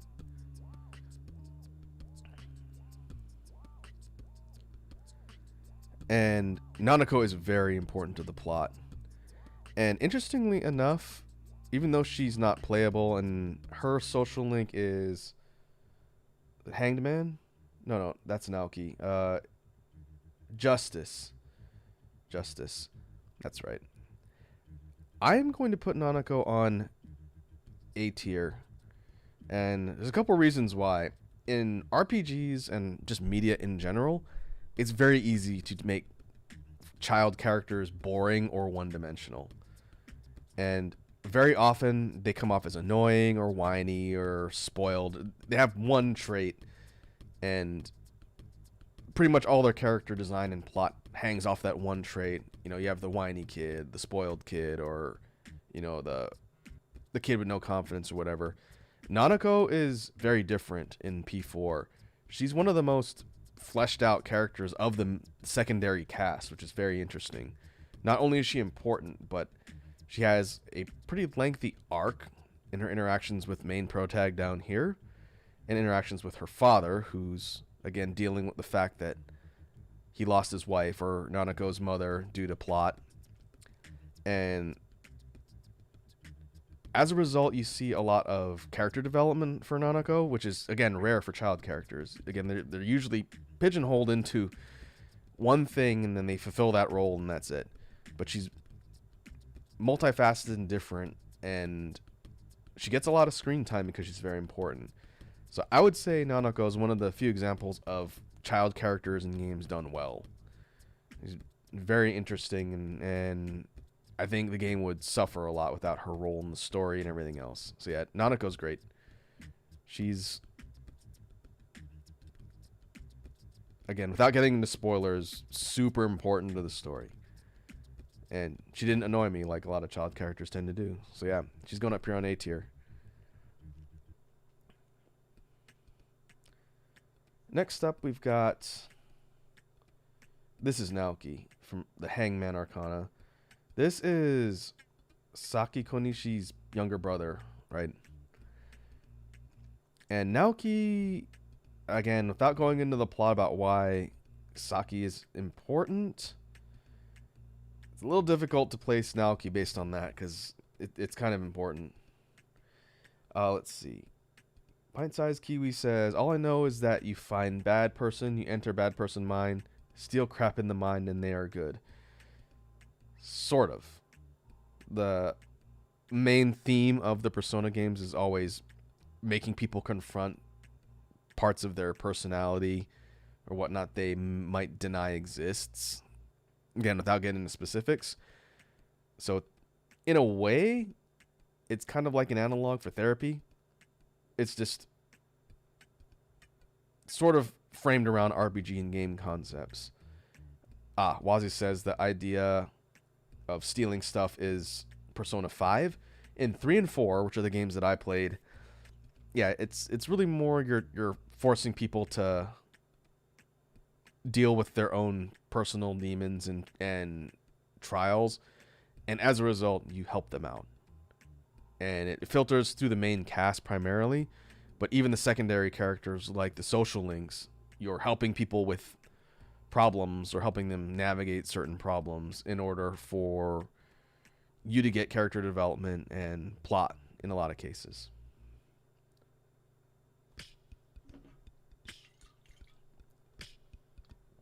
Wazi says, stealing hearts in their mind is 5's plot. All right. Yeah, that makes sense. I don't know anything about 5, but it's like the Phantom Thieves, right? Bite-sized Kiwi says, I didn't know it was this hard to get a psychology major.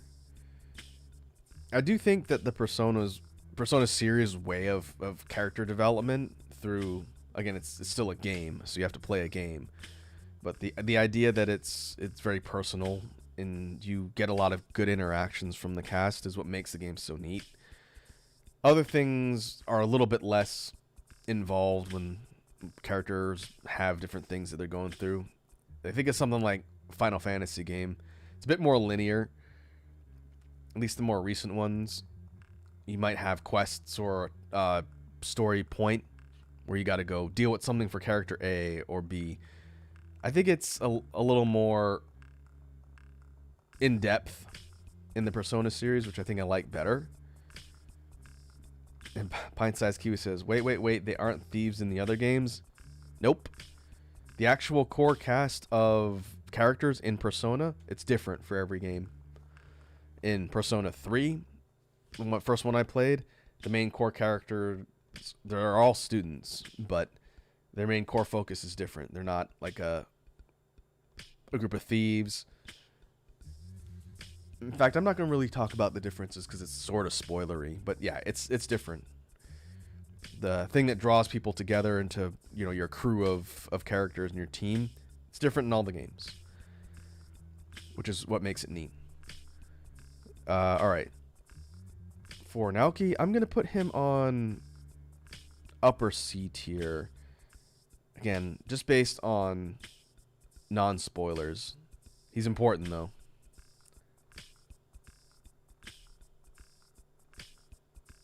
Kiwi says, Persona 6, the Phantom Therapists, I guess.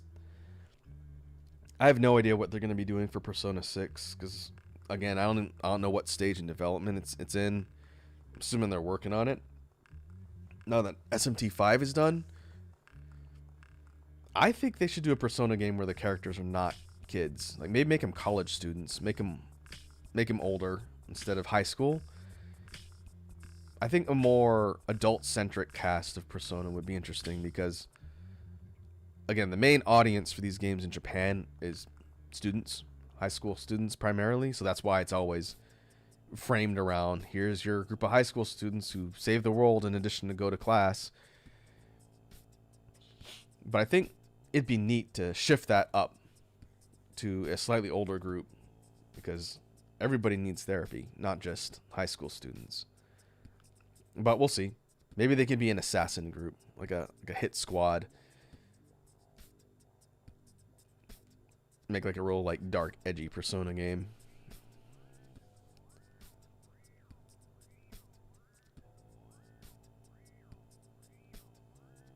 Kiwi says, what if they're all like in kindergarten, like small children? I think that'd be a bit tougher sell.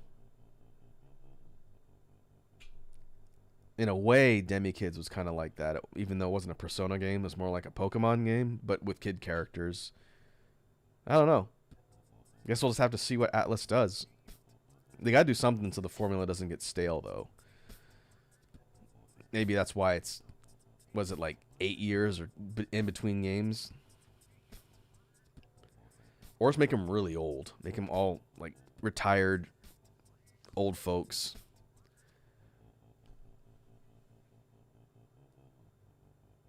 Yeah, what if they're all in kindergarten in Persona 6? Give the children therapy?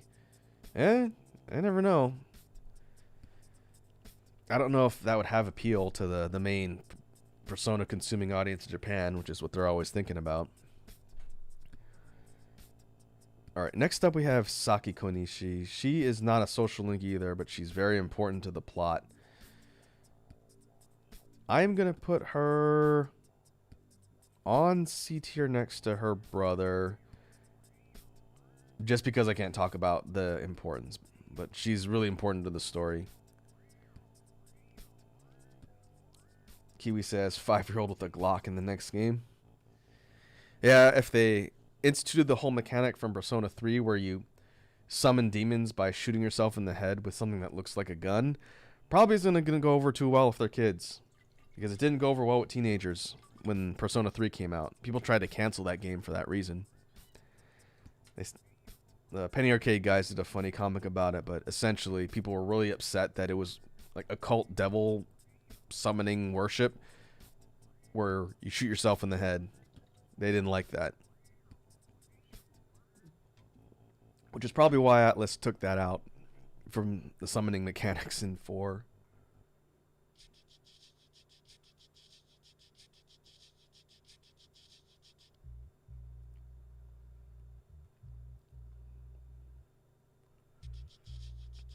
Okay, Wazzy's feeding me the next series of characters. Let's see.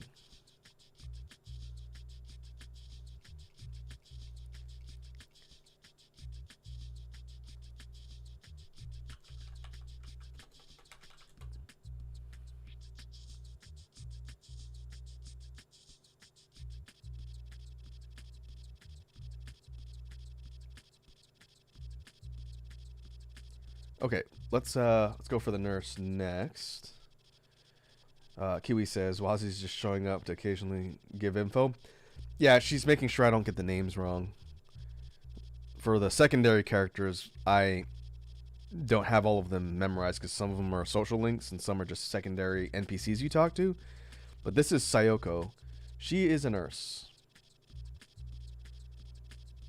And she is the Devil Arcana, I believe. Need to stop navigating away from the page. Yeah, Sayoko Uehara. That's right.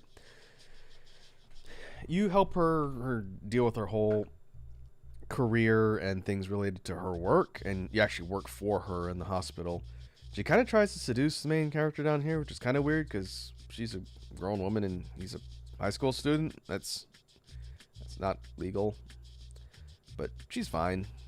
I'll put her in the middle of B tier. Her arc is pretty interesting at the Devil Arcana social link.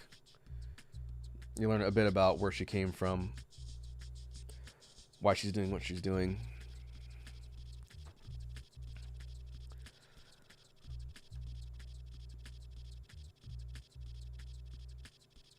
Okay, next up we've got Shiroku. She's the shopkeeper, the night shopkeeper. You open up her shop later in the game, I think.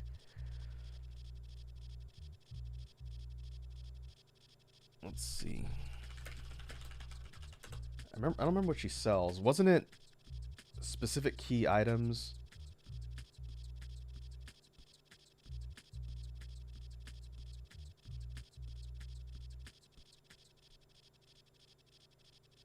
Healing items, that's right. Okay. She has a regular shop, and then the reason why she's got the outfit, she converts her shop into like a pub at night, and she has this sort of like nightclub owner thing. And she, yeah, like Wazzy's saying, she dresses like that at night.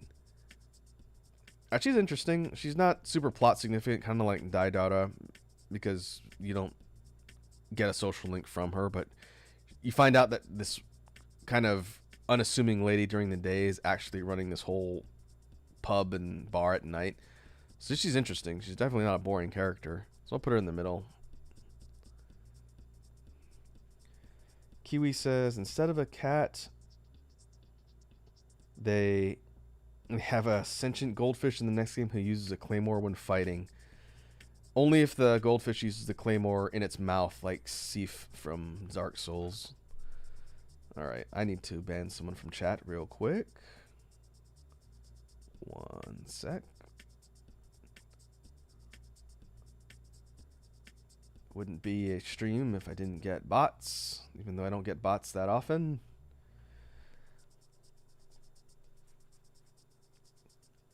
Okay, next up, Shu, Tower Arcana. This is the kid that you tutor, right? Maybe I was thinking of this kid that you tutor, not Eri's son. And I haven't played the games in forever, but you take a part-time tutoring gig for this kid here. I don't remember much about him. I'm gonna put him in C tier.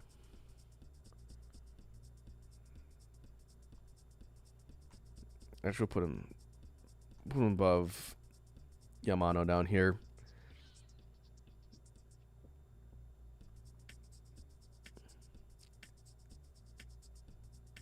Yeah, I don't remember the arc. I think he's kind of like you have to motivate him to care about his studies or something. He's mostly apathetic.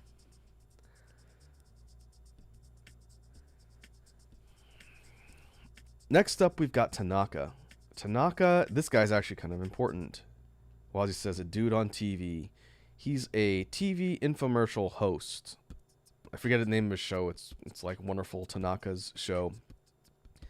And this dude is significant because he was a social link in 3. If I remember correctly, Tanaka was the Devil Arcana social link in 3. And basically you find out he's running like a scam operation with his business. He's kind of a douchebag. But he has got this whole nihilistic hatred for everyone around him, so he feels like he's not doing anything wrong. I think in 4, oh yeah, it's the commodities thing. In 4, he's more like just on TV, he's like, hey, buy my stuff. But in 3, you actually go into kind of the background of this guy who rips you off, if I remember correctly. That's how you start up his social link. He scams the main character in 3 out of some money or something, from what I remember. Yeah, Tanaka's interesting, though. He's a bit more interesting personality-wise than some of these other characters, but you kind of need to know him from 3.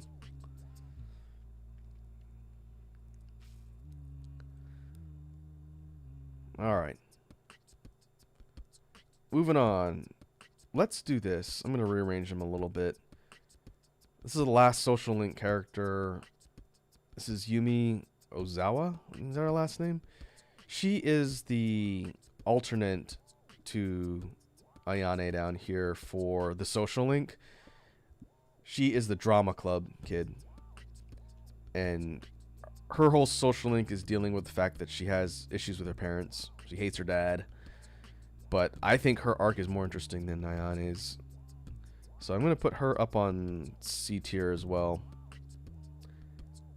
Maybe under Sayoko, because I think Sayoko's, the nurse's arc, is a little more interesting.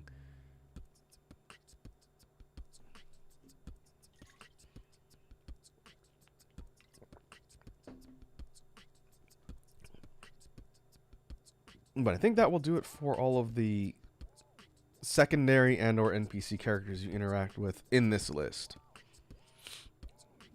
Can't think if they're missing any off the top of my head. Maybe if Wazi sees any, she can mention. But now we've got the rest of the actual cast. So first up, we've got Teddy. And we only get bear form Teddy here, which is fine.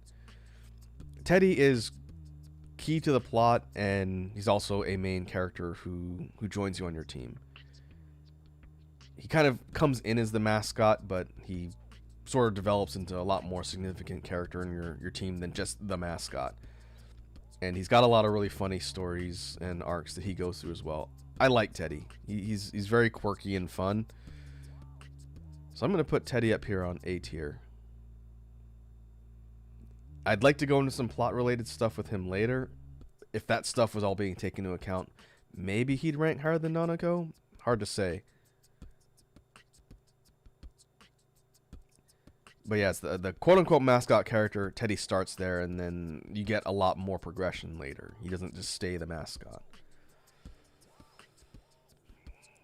Kiwi says, oh, is Teddy like that cat called Morgana, I think it's his name, in P5? Yeah, again, your quote-unquote mascot character. I don't know what happens with Morgana in 5, but Teddy starts off as this character that you encounter in one of the environments you go to. And then he joins your team, and stuff happens, and he becomes more than just this funny-looking bear. But he's good. He's an entertaining character. His interactions with Yosuke are pretty funny. Next up, we have Ryse. Ryse is an idol. She was an idol on TV and kind of like a spokesperson for products, and pretty famous singer, well-known kind of like pop star. And due to the storyline, she ends up relocating out to the same area as the main character in order to kind of get away from all the media.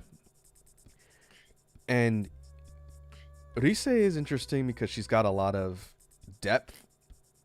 She seems like kind of the somewhat ditzy cheerleader character in the beginning, and then you find out all of the stuff that she's dealing with, their family and her career and everything else. And so I think a lot of people wrote her off as kind of a basic surface level character, which I don't think is fair. I think Ryse is pretty interesting. Very, very multifaceted character. So I'm going to put her up on A tier. Doesn't quite get into S tier for me, but considering some people rank her as the worst of the main interactable characters, I don't think that's true. I am going to be putting someone else in that role, in my opinion, later. And I don't know how I'm going to rate you. The playable character is 100% in control of the person playing the game, so I don't even know how you rank him here. Maybe I can rank him based on his role in the anime. I'll do that. But moving on, we've got Naoto. And I can't go into story stuff for Naoto, which is kind of a shame because a lot of it's important. And I guess it's technically a spoiler to mention that Naoto's a girl. Because when you first encounter Naoto in the story, no one knows her actual gender, but it's... everybody knows that by now, I think, so it's not a huge spoiler. Naoto's my favorite of the female characters in Persona 4. Like I mentioned before, I like her design and the whole detective sort of slick and cool vibe is kind of unusual for characters in a game like this. But in addition to that, I really like Naoto's arc. I mentioned it towards the beginning, but her whole struggling with the family name and family responsibilities is really interesting. And then her whole identity as well is tied to all that. I think it's a pretty neat arc. It's a little bit more in-depth than some of the other characters. But yeah, I think Naoto's pretty awesome. Wazi says, rate you off animation. Yeah, I think I'll do that. So I'm rating you off the animation. I think he's probably going to go in upper B tier. Again, Yu Narukami is the playable character in Persona 4. This is the dude you control. So all his actions and stuff is directly impacted by what you do. In the anime, he's kind of the focus, but he's got more of a personality. And he's kind of a lovable idiot in the anime from what I remember.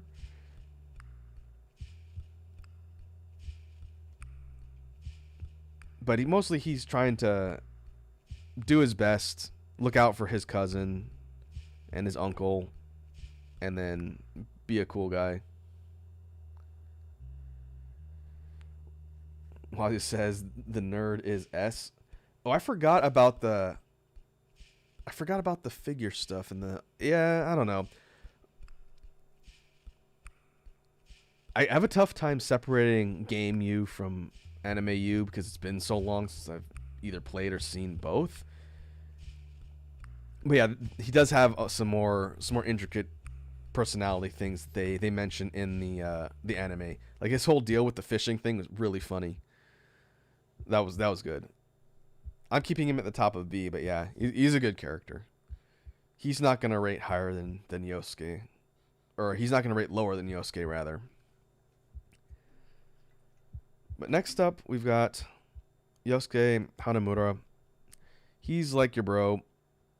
He's the son of the Junes owner, or person who owns the store.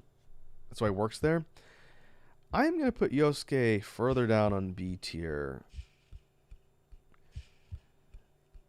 As far as main characters go, his arc's fine. A lot of what his story revolves around is coming to terms with the fact that he doesn't feel like he fits in the small town. He kind of wants to move on to bigger and better things, but he's sort of chained to the town because his family runs the big box store that's taking over. Yosuke's a good character, and his arc is good. He's kind of a jackass, though. And I think one of his whole deal is he really wants a girlfriend, so he tries too hard. Which is kind of funny. He's not as deep as Kanji, though. That's why I'm going to rank Yosuke lower. Not a bad character by any means, but doesn't really get into the upper tiers.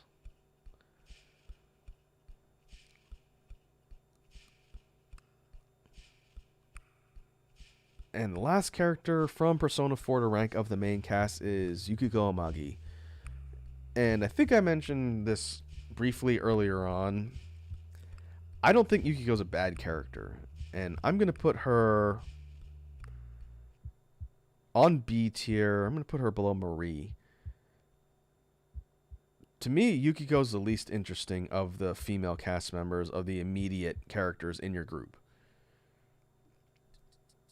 And I don't know if it's just because I think her backstory is a little bit generic, and that they usually have something like that in a lot of Japanese media. Her whole deal is that her family runs the inn in town, and she's struggling to come to terms with the fact that she's most likely going to succeed her parents as the innkeeper. And she kind of doesn't really want to do that. She feels like the responsibility is being kind of thrust upon her. But, and that's a fine arc. Again, her story arc is good. All of the main characters' story arcs are good. But I don't think Yukiko's that interesting. She just seems like a boring character to me. And Wazi says you're ranking Marie above her. Bold move. I just think Marie's a more interesting character.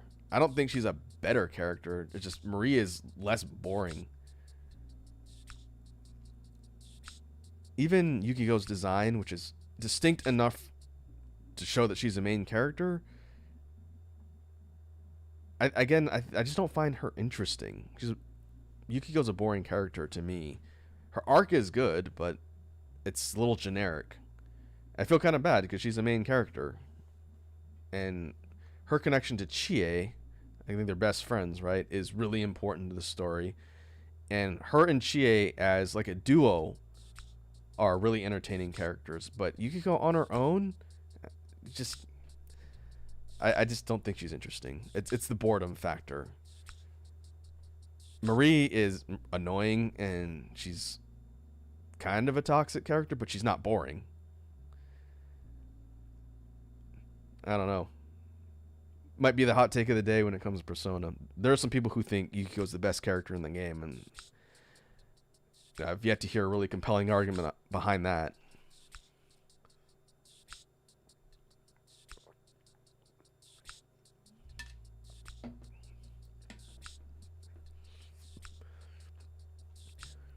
But yeah, this is where I would place all of the primary and secondary characters from P4. Again, sort of based on design and role in the story and characters in general. This isn't purely based on what they look like. And I don't know if that was the intention of this tier list. I guess it's up to the person rating it. Like, for Wazi specifically, since I know this is one of her favorite games, I would like to know where Wazi rates everyone here and why. Like, it doesn't need to be right now, but at some point, Wazi, if you want to fill this thing out and then send it to me, either on Twitter or Discord or, whatever, I'd be interested to see where you put all these people. Because I'm assuming your list is going to be very different from mine.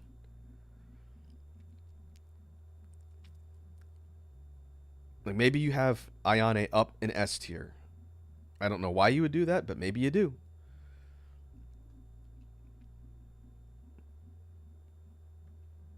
But yeah. Let me know.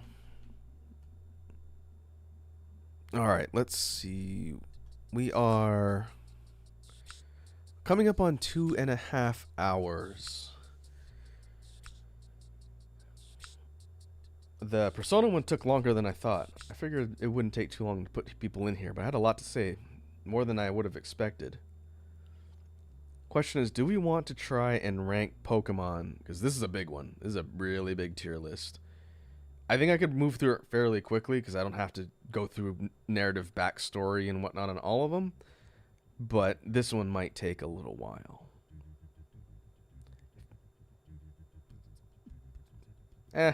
Let's do it. I'm probably more likely to get canceled over this than a Persona tier list, but let's see. Let's see if we can get through most of it. I really like this format that has all of these models for the characters. If I can find one that's set up in a similar fashion for Gen 2, maybe I will do that. But yeah, let's get into it. Maybe instead of going through a real exhaustive explanation about where I'm putting something, I will give kind of a blurb and move on, since there's 151 of these. But we'll go with the starters. Bulbasaur. A tier. My personal favorite starter from the games back in the day. From a typing and advantage perspective, maybe not the strongest with grass and then grass poison, but Bulbasaur is cool. I like Bulbasaur. He was my boy back in the day. Ivysaur. Ivysaur is a little bit less iconic to me. The middle evolutions, I think, are a bit meh. So I'm going to put Ivysaur in C tier. Venusaur. Final tier evolution for the starter. I like Venusaur a lot. A tier. Bigger. Has a flower. The poison typing kind of sucks, but can't really hate on Venusaur. Hey, Penguin's back. Penguin says, "Hi, Raku. I'm on my last break, and before you ask how everything is going, one word, madness." I'm sorry, Penguin. I know it's getting more and more bananas as you get closer to the holidays, but just try to hang in there. It sounds like you're on the downhill slope of your shift today, so just do your best to get through it and try and stay sane out there.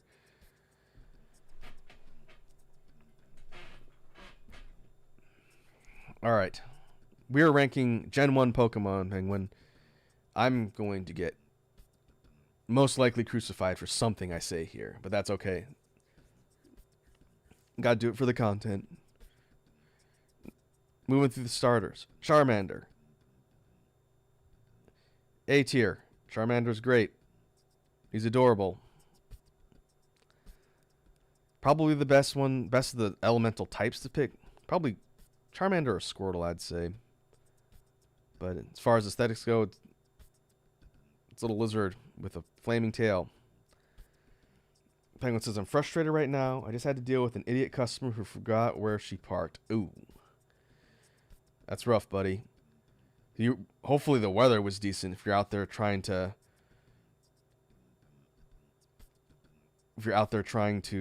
find a car and just carting around groceries or whatnot. That sucks. Penguin says, "I also agree with Ivysaur. Love that Pokemon." Ivysaur's down here on C. You're talking about Venusaur. Venusaur's up here on A.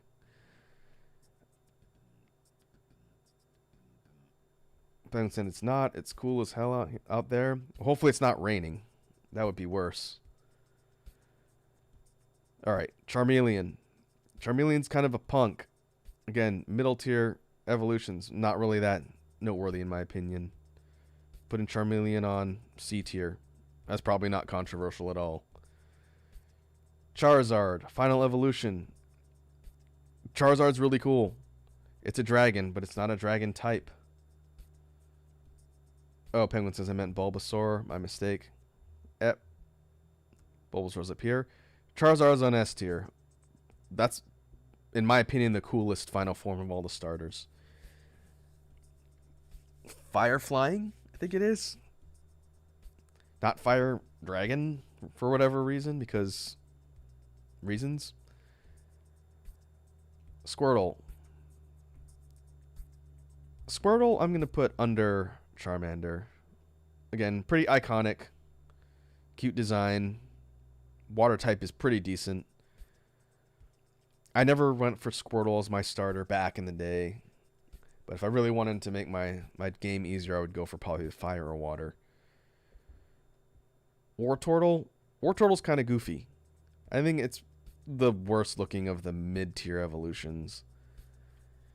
I think it's the wings on its ears. It's kind of an unusual design choice. It doesn't have that in any of its other forms. Blastoise. Blastoise is going up on A tier after Venusaur. It's a big turtle with cannons on its back. It's later, but Mega Evolution gets a little bit goofy with it, but can't go wrong with the original. I think the original Gen 1 starters are pretty strong. I think their mid-tier forms are kind of meh, but the first and last are pretty solid. Next up, bug types. We have Caterpie. Caterpie kind of sucks. It's got a cute design. Simple bug type. So I'm going to put it in low C. Not real useful in a fight, but I don't know, it's this little caterpillar. If it didn't have a somewhat cute design, it would probably be an F tier. Metapod. Metapod sucks. I don't think anyone cares about Metapod. What really blows is if you get a Metapod that doesn't evolve from a Caterpie and it can't attack, so it just sits there and hardens all day. That's not terribly interesting. Butterfree. Butterfree's fine. I'm going to put Butterfree on higher C tier. As far as designs go, it's just a little butterfly with legs and wings. Doesn't stand out, but it's fine. Simple, but effective. Penguin says the only good thing that came out of Metapod was the anime. I love when Ash gets into like a Metapod off with that one bug catcher kid. Yeah, I just don't think Metapod's that interesting. It looks like a big green chili pepper. Next up, Weedle. Weedle sucks too. Weedle's doesn't have the adorable factor that Caterpie does. So Weedle's going on D tier after Metapod. Now Kakuna. Kakuna is actually kind of neat looking. While Metapod's got kind of this doofy looking expression and just sort of sits there, Kakuna actually looks a little bit ominous. So while it's not going to break into the upper tiers, I actually like its look. It looks kind of like almost like a sarcophagus. And it's got the angry eyes. It tells you that trouble is coming. Wazzy says, technically the only good thing to come out of Metapod is Butterfree. That's right. Now Beedrill. Beedrill is cool. I like Beedrill. It's a big bee Pokemon with lances for hands. So I'm putting Beedrill up on B tier. Now Mega Beedrill, its Mega Evolution later, I think looks even cooler than this, but it's a giant bee that stabs you. I guess they're going for the more scary factor as opposed to the cute factor at Butterfree, but yeah, I like Beedrill. Not really a competitive Pokemon, but it looks neat. If I saw that flying at me, I would be very concerned.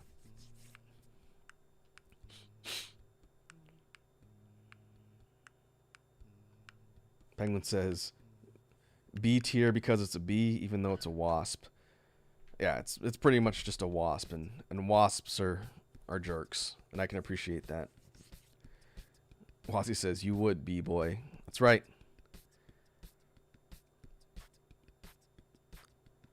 Next up, moving right along, Pidgey. Pidgey's pretty basic. I don't dislike its design, but really it's not that noteworthy. Pidgeotto, a little more interesting. I'm going to say C tier above Caterpie and regular Pidgey. Pidgeot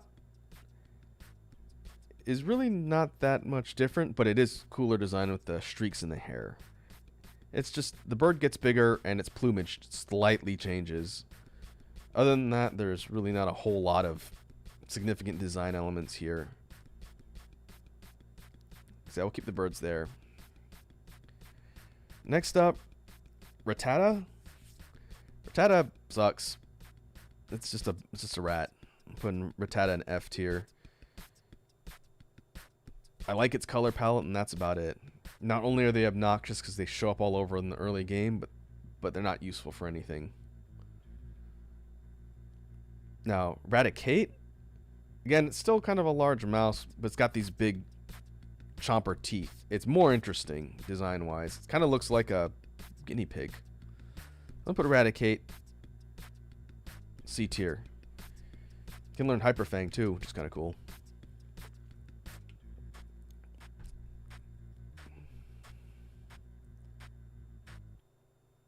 Penguin says, unless the rat has a focus sash, then it can tank through the Elite Four.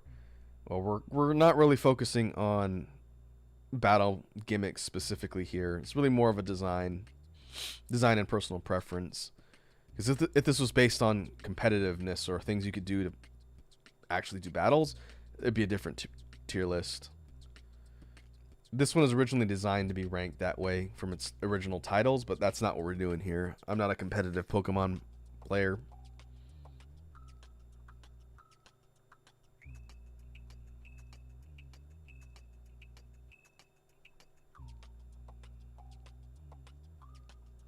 Okay, moving on. Spiro. Spiro is basically Pidgey's edgier cousin. More interesting, but not by much. It's going on C tier. Penguin says, I know, I was just saying. I don't know, if I knew more about battle stuff, I could do a separate tier list for that, but we'll keep it the way it is. Next up, Firo. It's a Spiro with bigger and longer neck and beak. Again, design element wise, nothing too funky, not too memorable. Ekans. I like Ekans. It's very simple. It's a snake with a rattle. But sometimes simple is good.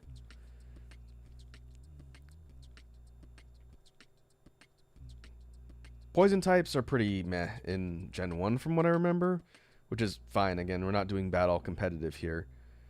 But yeah, I'm going to put Ekans on B tier. Now, Arbok is cool. I'm putting Arbok up here on A tier. I really like the Cobra design and then the markings on its hood. Again, very simple, but very striking. From a design perspective, I like it.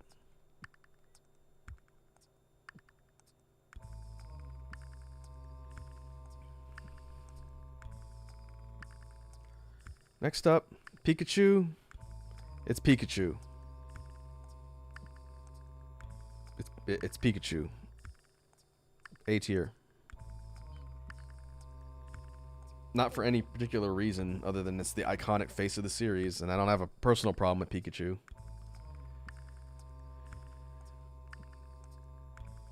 Penguin says, gotta get back to work. Had fun watching, and please do Eevee justice. That's my favorite Pokemon. Alright, Penguin. Good luck with the rest of your shift. Be safe. Don't let the crazy customers get to you. I'll put Eevee, just before you go, I'll put Eevee on A tier. I do like Eevee's design and the fact that it's basically genetically unstable, which is why I can turn in all the different forms. I do like that. So Eevee's going up on A tier.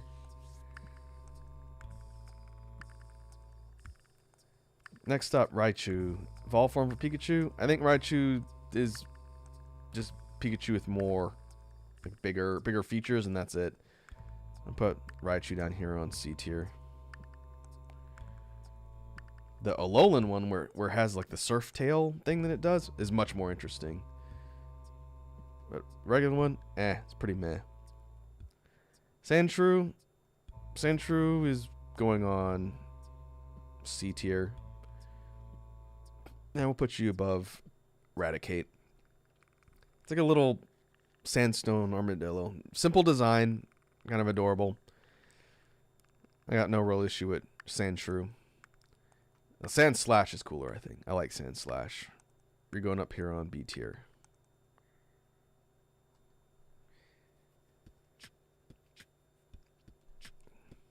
Now we have the Nidorans. Female Nidoran, pretty basic. I'm going to say D tiered, but maybe near the top. It's basically a little mouse. Put the male one up here, same place. Nidorina is more interesting, a bit more personality. So I'm going to put Nidorina up here on C tier. Above Sandshrew. We'll go above the birds. Nidoqueen? Nidoqueen's cool.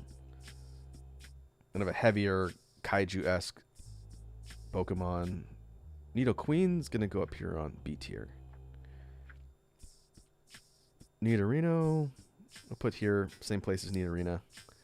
Nidoking is one of my favorite Pokemon. Probably top 10 for me. Not from a battle perspective, but just design.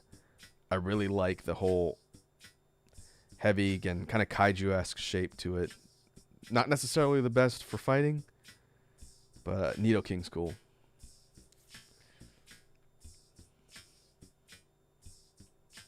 Next up, Clefairy. Clefairy's fine. Put Clefairy on C. I like how it's got kind of this adorable design, but it control you by doing things like metronome and nuke you without even trying. Clefable. Bigger Clefairy, less iconic to me. I'm going to put Clefable on C tier. I'll go over here.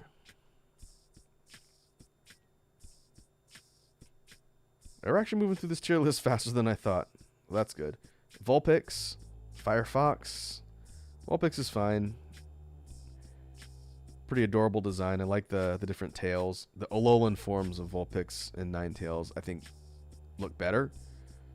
But we'll go over here for Vulpix.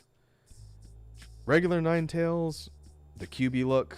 It's based on the nine-tailed fox from lore, not just mythology, not just Naruto, since this predates that by quite a bit. I like Ninetales. Ninetales is going up on B tier. Jigglypuff, the troll, the original troll. Jigglypuff, I respect the hustle. We're going B tier. Wigglytuff is just Jigglypuff but bigger with bunny ears. Kind of like Clefable. It's going to go down here. C tier. Zubat. Zubat is an annoyance more than anything else. Can't justify we put it in F tier, but it's going to go low D tier.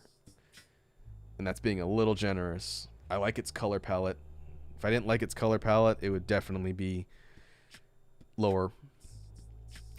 Golbat is much more interesting. Not only does it get eyes, but it gets this big, giant maw. It's always open. I like the goofy design on Golbat. We're going to go up here on C tier.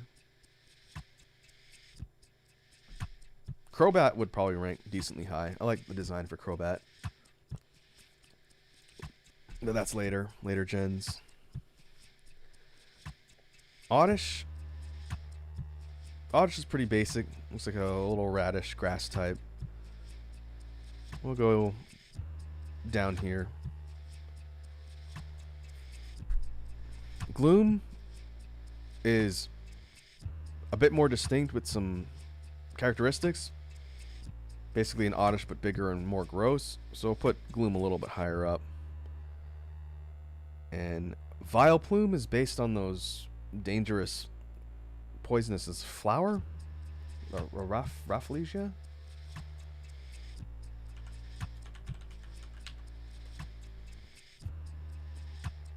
Yeah, a Rafflesia is the flower I was thinking of. Are those the ones that smell really bad? Oh, it's a parasitic flowering plant, that's why. I know there's something weird with that one. I think of the three evolutions, I like Vileplume the most. So I'm going to put it up here on C tier. Next up, Paris. Little mushroom crab. Pretty mid. Nothing too noteworthy.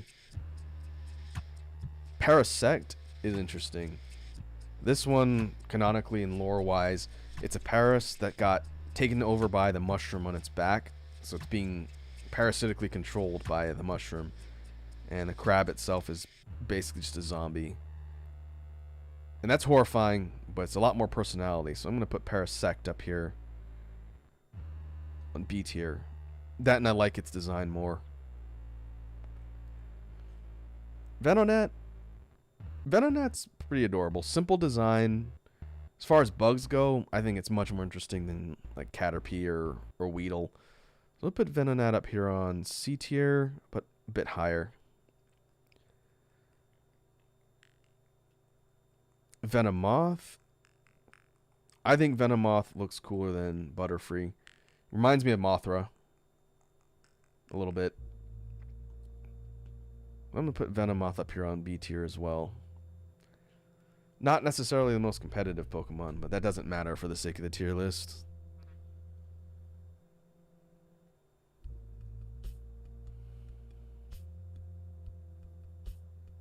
Alright. Next up.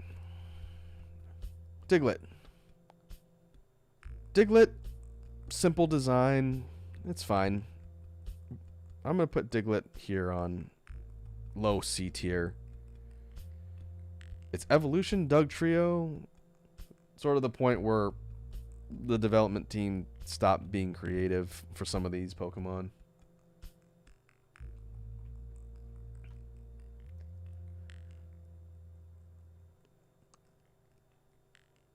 I'm going to put Dugtrio down here on D tier, near the top, just because I don't think its design's very clever. The Alolan form with the different colored wigs, much better. I'd rate that one probably a B tier, because it's funny. But Dugtrio, it's just 3 taped together. A spoiler alert, the later ones that do that aren't going to rate necessarily high either, like Magneton. Next up, Meowth. If we're going by Meowth in the show, the wisecracking talking Pokemon, in general, we'll go on B. Meowth is kind of just a troll, so that's fine. Its evolved form, Persian. It's literally just a cat. It's a kind of cool looking cat, but not as iconic as Meowth, so I'm going to put Persian. We'll go C tier.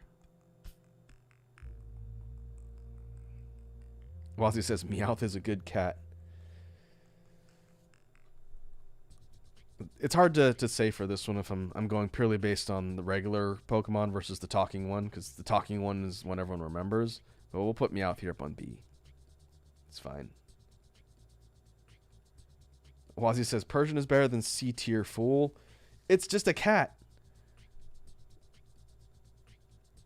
It is just a cat with like a little jewel on its forehead.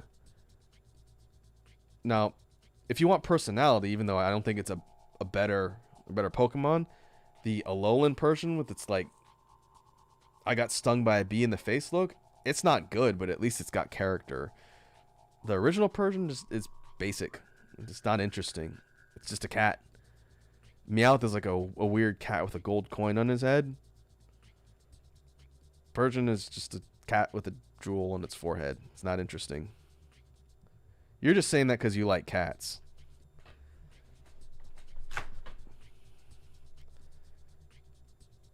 Wazzy disagrees with my rating of Persian. It's a pretty cat that can learn Psybeam. Well, we're not doing it based on battle prowess and techniques. If we were, then Persian would rate higher if it can learn good attacks. That's different. Wazzy says Alolan Persian is ugly idiot baby. I agree, but at least it's more interesting to look at. It's like, was it kind of a light blue? It's like a light blue mutant Garfield. That's more interesting design-wise than the regular Persian. I don't know. I'm not changing it. It's going on C tier. Next up, Psyduck. Psyduck is goofy. Goofy's funny. B tier. I don't know about you guys, but Psyduck is a mood more than anything else. And I definitely identify with that mood. Its evolution, Golduck. Golduck's not that interesting. It's just almost like the Persian treatment. It's just a bigger creature with a red jewel in its forehead. I'm going to put Golduck down here. I do think it's more interesting than Paris, but not by a whole lot. Next up, Mankey. Angry little pig monkey. If we return to monkey, I'm going to say B. Primeape, much more interesting. It's bigger, angrier. It's got these massive boxing glove hands. It's ready to knock you out. Primeape's going to go a little bit higher. We'll go up here on C tier. Next up, Growlithe. first of the doggos, technically. Maybe if you consider like Vulpix a doggo, technically. Fire Dog. Growlithe is fine. We're gonna say upper C tier, maybe near the top. Arcanine. Arcanine is cool. Well, not literally. It's not literally cool because it's fire, but Arcanine is neat. I always thought like a tiger, dog, wolf thing was pretty sweet. Plus, you see, isn't Ash riding on one in the original show opening? Arcanine is cool. That's going up on A tier. I always had an Arcanine on my Gen 1 team. I don't know if I'd buy a $500 plush of one, but if I was thinking of like a good boy pet, yeah, Arcanine would be up there. Poliwag. Poliwag is pretty basic. Not much to say there. We'll go here. Poliwhirl, more interesting. We'll go up here. Poliwrath is just Poliwhirl, but bigger and angrier. And to me, that's more personality. Poliwrath is going to go up here. Not higher than Vileplume.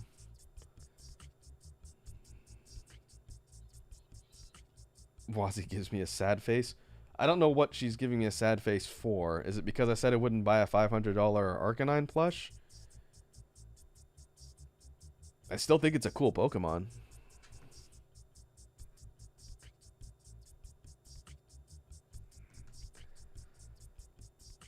Alright, let's move on. Abra.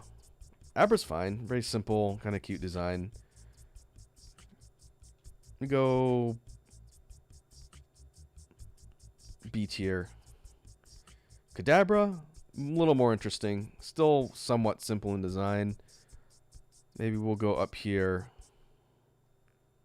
Actually, under the starters. I like Kadabra. And Alakazam was one of my favorite Pokemon from back in the day. It had this long mustached psychic. I don't even know what that is, but Alakazam is cool.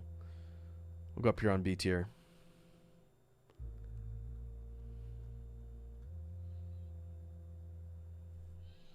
Wazzy says, Arcanine is good. Worth the $500 USD. How big is that plush, Wazzy? I kind of came into the lore after you've been talking about it for a bit, not the beginning. But like for a $500 plush, how big is it? Is it like as big as a couch? Is it like as big as a large sized dog? Or is it like a little plush that's just very expensive?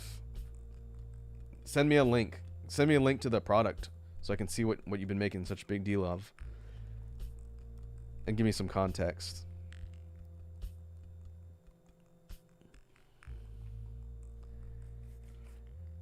Alright. Moving on, Machop.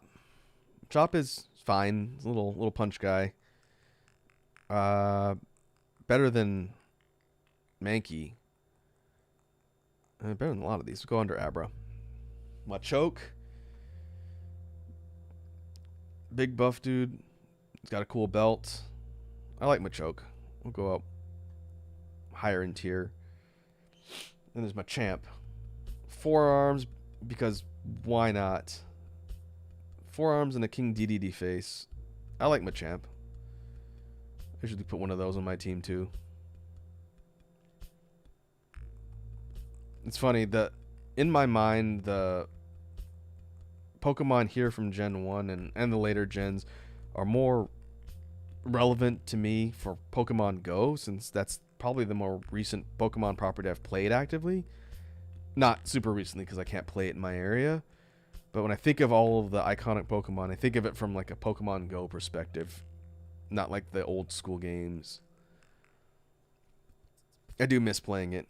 Maybe once the freaking pandemic ends, I can actually go into a city again. Wazzy says it's 5 feet. Oh, okay. Oh, that's a licensed Pokemon Center product. She sent me the link in Discord, so now I can look at it.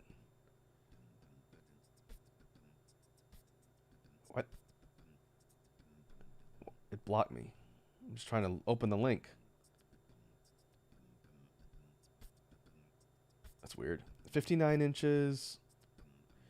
Jumbo Arcanine plush. It's a giant lying down Arcanine. Okay. Yeah, that's pretty big. It's like a couch cushion.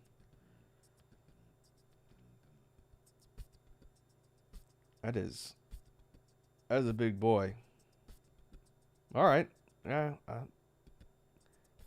500 seems a little bit steep, but it must be massive.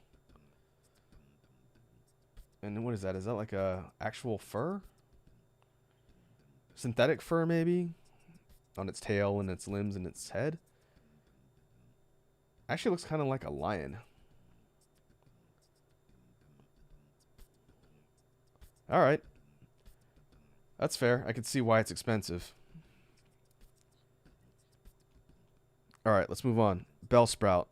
Bellsprout kind of sucks. I'm going to put Bellsprout in low C tier. Weepin' Bell? More personality. Kind of goofy and silly. But definitely more iconic looking than Bellsprout. So I'm going to put Weepin' Bell up here on C tier. Victory Bell, I think is cool. It's a pitcher plant. And if you know anything about carnivorous plants, pitcher plants are horrifying. The fact that they made a Pokemon of it's pretty cool. I like Victory Bell. Going up here on B tier. You may be noticing a trend of Pokemon I think look cool, and then rating higher up than ones that I think look kind of silly or not interesting. Tentacool. Tentacool is pretty basic. It is more interesting than some of the other types, like Poliwag. With its jewels on its head. Tentacruel. I like Tentacruel. It's a big, angry jellyfish with a beak. And that's blue part right here. I like Tentacruel. It's going up here on B tier.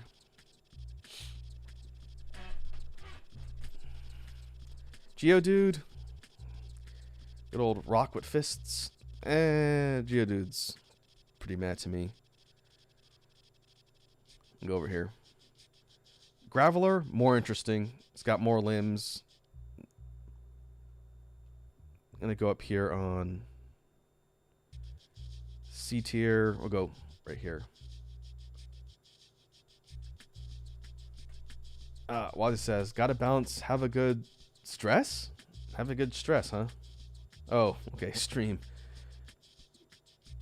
Alright. Thanks for dropping by, Wazzy. If you're going to be streaming tonight, I'll see you on your stream later. We'll be wrapping up somewhat soon. This Pokemon tier list is going to be faster than the Persona one, and I didn't think that was possible. But thanks for stopping by. Always a pleasure to be yelled at for my bad opinions, I think. Alright, back to the rock evolutions. Golem. Golem, I like, but its design is pretty simple. So I'm going to put Golem upper C tier. It reminds me of those rock monster toys from the 80s because I'm old. Yeah, Golem's fine. Ponyta, Fire Horse. Ponyta's fine. Low B tier. Rapidash is just a bigger Ponyta with a horn and more fire. Not as interesting. So I'm going to go down here. C tier. Slowpoke. This was the Kotaku mascot for a while, I think. Slowpoke's a big goofy idiot.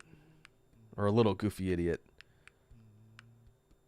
I'm going to put Slowpoke on C tier, maybe a little bit further up. Its expression's also a mood sometimes. Now Slowbro. Slowbro's a bigger idiot. I like Slowbro. He's got a Shelder chomping his tail, and Slowbro doesn't care. We'll go down here on B tier. What a goofball. Magneton. Magneton is also a pretty basic design. Not that interesting. Or Magnemite. Magneton, the 3. Dugtrio Syndrome. D tier. I'm going to go higher just because it's a cooler type. But yeah, it's 3 Magnemites stuck together. That's not very interesting. Farfetch'd. Next up, Farfetch'd is cool. The design with a lot of personality. I like the idea of using the leek like a sword and a little mark on its head. It's just a bird with a leek, but it's got more personality than some of the other ones. So good job, Farfetch'd. You're going up here. Doduo, 2-headed bird. Not bad. Somewhat basic idea, but not boring. We'll go over here. Dodrio, you got the 3 heads with different moods. More interesting than its base evolution or base form. So we'll go up here, 1 higher. Seal is just a seal. Not very interesting. D tier. Dugong is more interesting, but it's still just kind of a seal.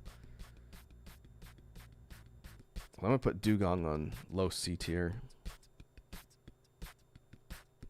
Grimer's a little sludgy boy. Got some personality to it.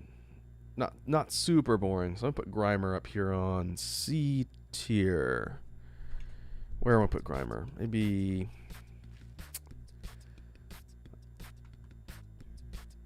How about here? Above the Boyds.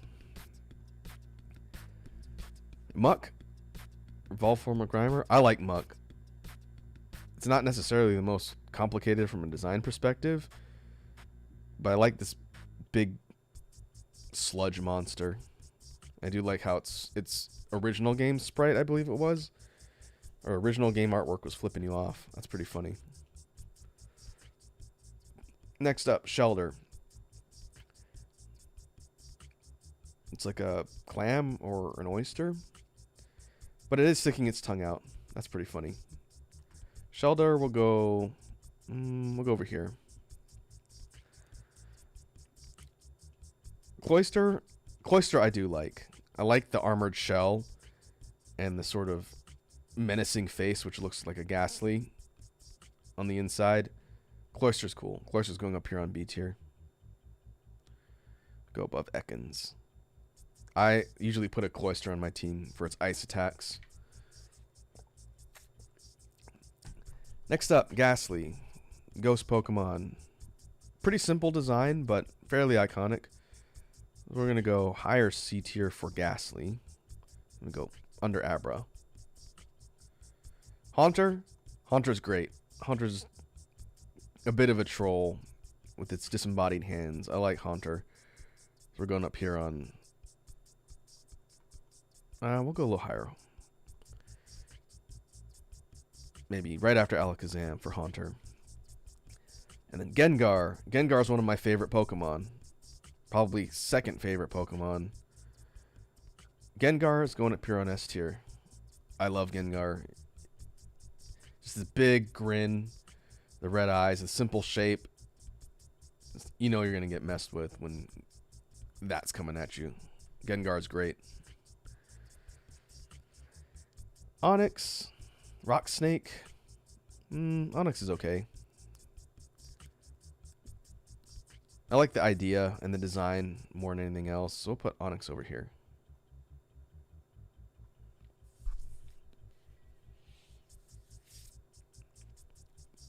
Drowsy. Weird little psychic taper. Drowsy's okay. Its color scheme's kind of weird. Looks like it fell in the mud. We'll put Drowsy down here. Hypno's kind of a creepy weirdo, but I think the design is more detailed and interesting with its little amulet pendulum thing to put people to sleep. So I'm going to put Hypno further up. Hypno's going to go... let's go over here.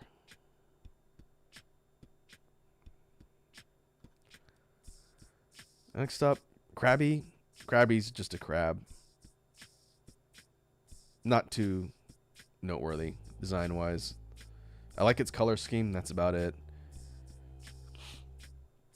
Kingler. Kingler's much cooler. Kind of like a fiddler crab with one giant claw. Much more interesting. I'm going to put Kingler over here on C tier. Upper C tier.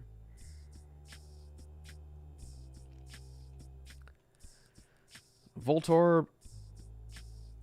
Voltorb does not have a complex or inspired design. I think the concept is funny. So I'm going to put it over here. It's just a kind of Pokeball, an angry Pokeball. Sure. The design team gets a pass for just doing it. You could do it once. I'll give you a pass. Electrode is just a Voltorb with the colors flipped. You used your one pass for a get out of design free card. Voltorb, you're going down here. I do think it's a cool Pokemon from a battle and functional perspective because it's an electric type, if I remember. But design-wise, it's lazy. You just flipped it upside down and changed its face. You can do better than that. Execute. A bunch of plant eggs. I like the different personalities on Execute, so they're going to go up here. Executor. Executor's great. I would rank this one up here on high B tier. Maybe after Haunter. If this was Alolan Executor, it'd be an S tier. I love Alolan Executor with this giant neck. It's so stupid and great. Worthy of memes. But the regular Executors, it's got the different expressions and it's pretty amusing. Got a lot of personality. Cubone. If you like Orphan Tragedies, Cubone's fine. I'll put Cubone on B tier. Its evolved form, Marowak, looks pretty cool. It's basically just a bigger Cubone with a different type of weapon, and its skull is actually attached to its head, I think. So I'll put Marowak down here on C tier. Hitmonlee, of the Hitmon's fighting types, I think Hitmonlee's pretty cool. So I'm going to put Hitmonlee up here on B tier. It kicks. It has no mouth. Hitmonchan, same deal except with punches, is alright. Hitmonchan I'm going to put down here on C tier. To me, it's less interesting.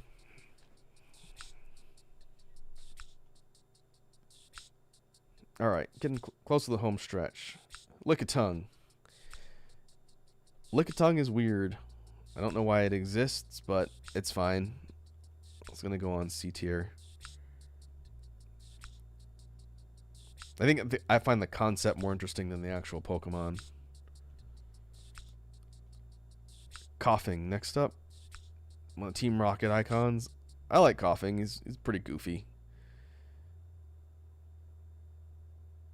But the design is neat. Simple, round puffball. It looks kind of like a mine. It's poison with the skull and crossbones on its chest.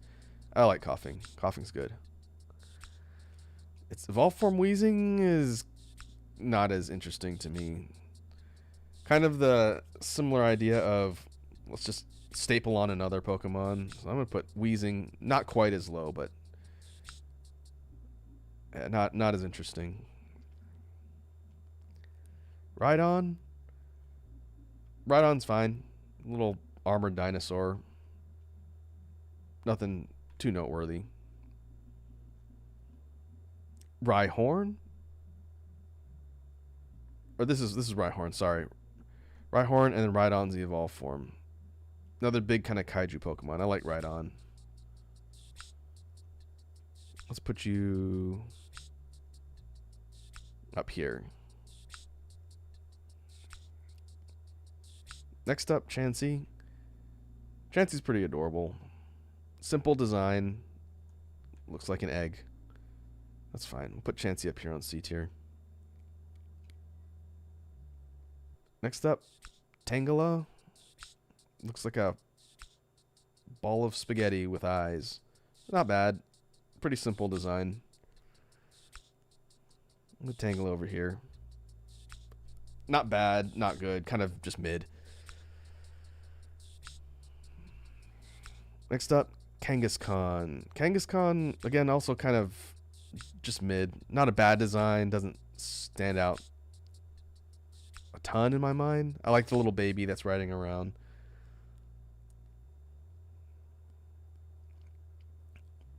Horsey, seahorse Pokemon. Horsey's pretty simple, but got kind of a cute design. We'll go C tier. Seadra, I like Seadra. Seadra looks cool.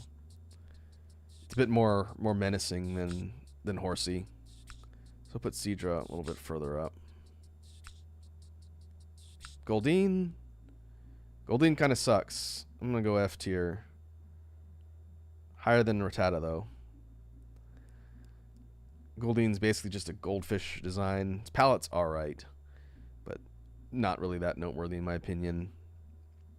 Sea King, if you remember the F yeah Sea King memes from back in the day, that automatically gets this Pokemon higher up on the list than it normally would be. I'll put Sea King down here on B tier.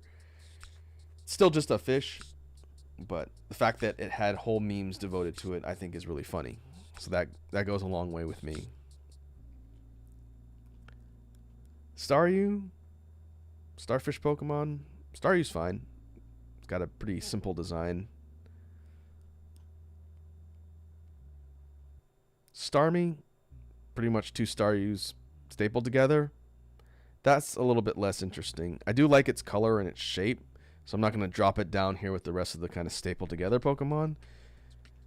But it's still not that inspired, so I'm going to say Starmie's over here.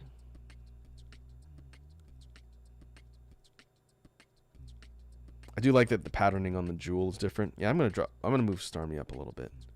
It's not just a carbon copy of Staryu, but it's very similar. Next up, Mr. Mime. Mr. Mime's kind of a creepy weirdo. Let's go C tier, just because the design of like these humanoid Pokemon's a little distinct. You don't see that too much in Gen 1. Next up, we have Scyther. I don't know if I've talked about this before. Since we've talked about Pokemon a little bit here on this channel, but not a ton, Scyther is my favorite Pokemon. I like its design. Again, from a battle perspective, it's bug flying, I think. Not super useful. But I just like this lizard mantis with the blades. Like I said, coolness goes a long way, and I just love Scyther's design. It's cool. Jinx. Next up, Jinx, the problematic Pokemon. Jinx has got kind of a weird design. It's based on a creature from Japanese mythology, so it's not completely out of nowhere. We'll go down here. It's kind of weird, but it is interesting at the very least. Electabuzz, Bumblebee Shrek. Fine. Electabuzz is fine. Go over here. Kind of a distinct design. It's not boring by any means. Magmar. Magmar's okay. I think Magmar and Electabuzz are kind of in the same category. Magmar is basically a big fire bird duck with little butt cheeks on its head. It's alright. Pinsir. I do think Pinsir's cool. Kind of a antlion type design with the big crusher claws. We'll go low B tier for Pinsir. Tauros. I've heard this opinion before, and I kind of agree. Tauros is not that interesting. It's a bull with 3 tails and a little jewel in its head. So I'm going to put Tauros down here. Not super inspired design-wise. Magikarp. Magikarp, for its troll factor alone, is going up here on B tier.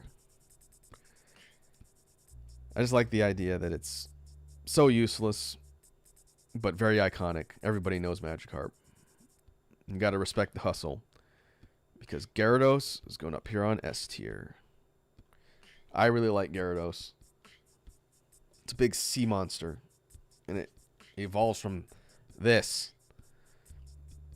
That alone is really funny to me. See if I can get a Gyarados in my Uranium run that I'm doing right now. But yeah, really cool Pokemon. It's going up there. Next up, Lapras. Lapras is fine. It's kind of like a Loch Ness Monster thing they're going for with the shell. I'll go upper B tier for Lapras. I like its design. Next up, Ditto. I like Ditto for its kind of troll factor more than its design. So I'm going to put it up on higher C tier. Design-wise, it's just kind of a lump with a face. But I like the fact that when it turns into things, canonically, its face doesn't change. So you have the goofy-looking two dots and a line on the other Pokemon's face. And I think the Pokemon Center actually started creating Ditto products for like their plushes that has the face on it, which is kind of cool. Next up, Vaporeon. Of the Eevee evolutions, I like Vaporeon. We go up here on upper B tier. And maybe go a little bit higher. I like its sort of collar and the blue color palette. Yeah, we'll go up here. I don't think I could justifiably put Beedrill above Vaporeon here from a design perspective.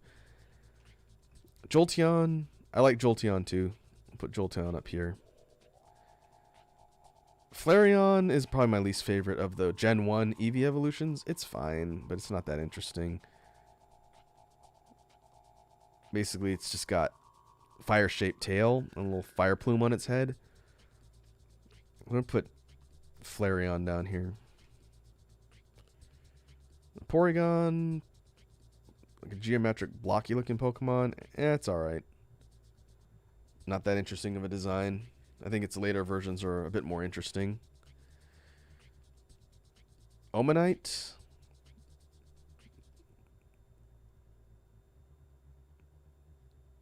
It's not too bad. Let's put Omanite over here.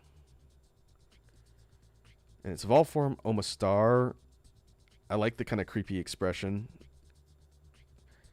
It's got more tentacles, like a more armored shell. Put Omastar over here on upper C tier. Behind Seadra. Next up, Kabuto. Basic form for Kabuto, it's not too noteworthy. It's fine. Put Kabuto down here. Kabutops. Kabutops is cool. Very kind of similar to Scyther with its claws and its shape. I like Kabutops. Kabutops is going up here on B tier.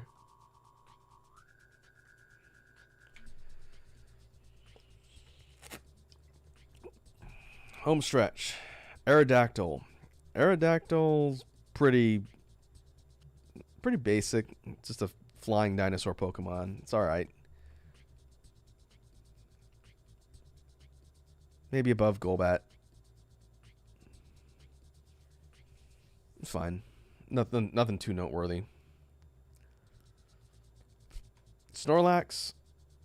Snorlax, the big Chungus boy. Snorlax is going up here on B tier. I like Snorlax. The big, lazy, goofy goon of a Pokemon. I would go like that. Next up, Articuno, one of the legendary birds. Articuno's fine. Probably my second favorite of the legendaries. We'll put Articuno on low B tier. Second one, Zapdos, is my favorite of the three legendary birds. I like its spiky design and its two-tone wings with the black and gold. I'm going to put Zapdos up here on A tier. Really neat looking Pokemon. And Moltres, the third of the legendaries. In my opinion, the least interesting of the legendaries birds. I'm going to put Moltres above Flareon down here. It's just a fire chicken. Nothing too noteworthy. Next up, Dratini. Dragon worms. Dratini's fine. Got kind of a cute, simple design. I'll put Dratini next to Vulpix. Dragonair. Like a Dratini, but longer. Different color. It's fine. More detailed. I think its design is decent. And then Dragonite. Dragonite, which makes no sense evolution lineage-wise, is kind of just a big goofy dude too. I can appreciate that. So I'll put Dragonite up on B tier. Let's go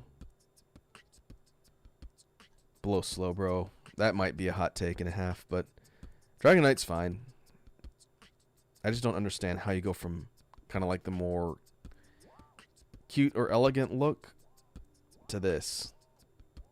That doesn't really make sense, but that's fine. Next up, Mewtwo. Mewtwo's a cool guy. I don't think it's controversial. Put Mewtwo on S tier. I just think the kind of alien design is really neat. Back in the original games, you get Mewtwo and you break the game how strong it is, but I just like its design. And Mewtwo is in Smash. And last but not least, number 151, we have Mew. Similar in design to Mewtwo, being the predecessor. I'll put Mew on B tier. Pretty simple. It's much more simple design, but they're connected.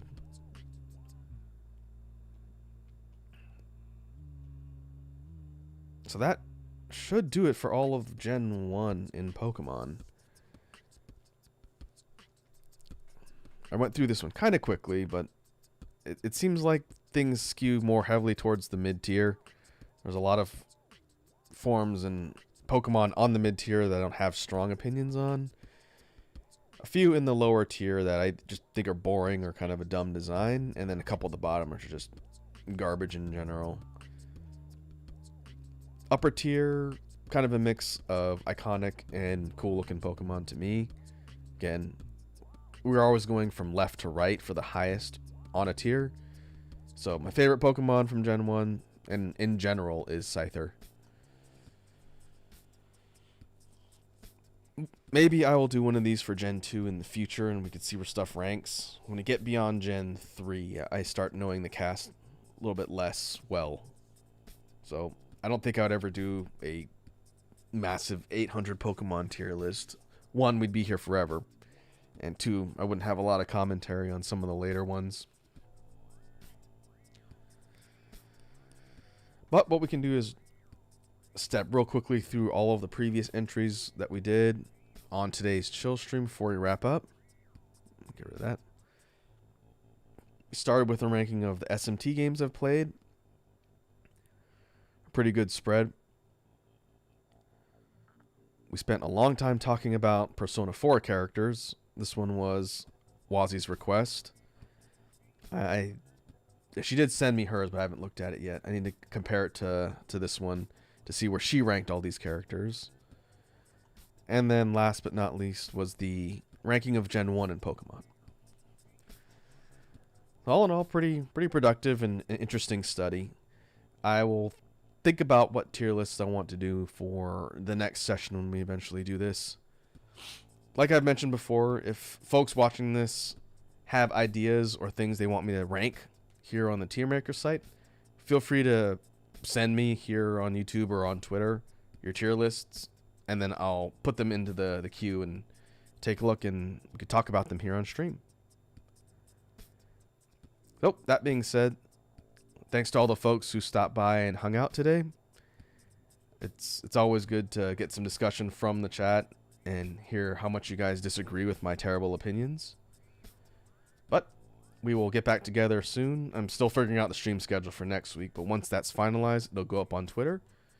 So until then, I will catch you guys later. Have a good evening.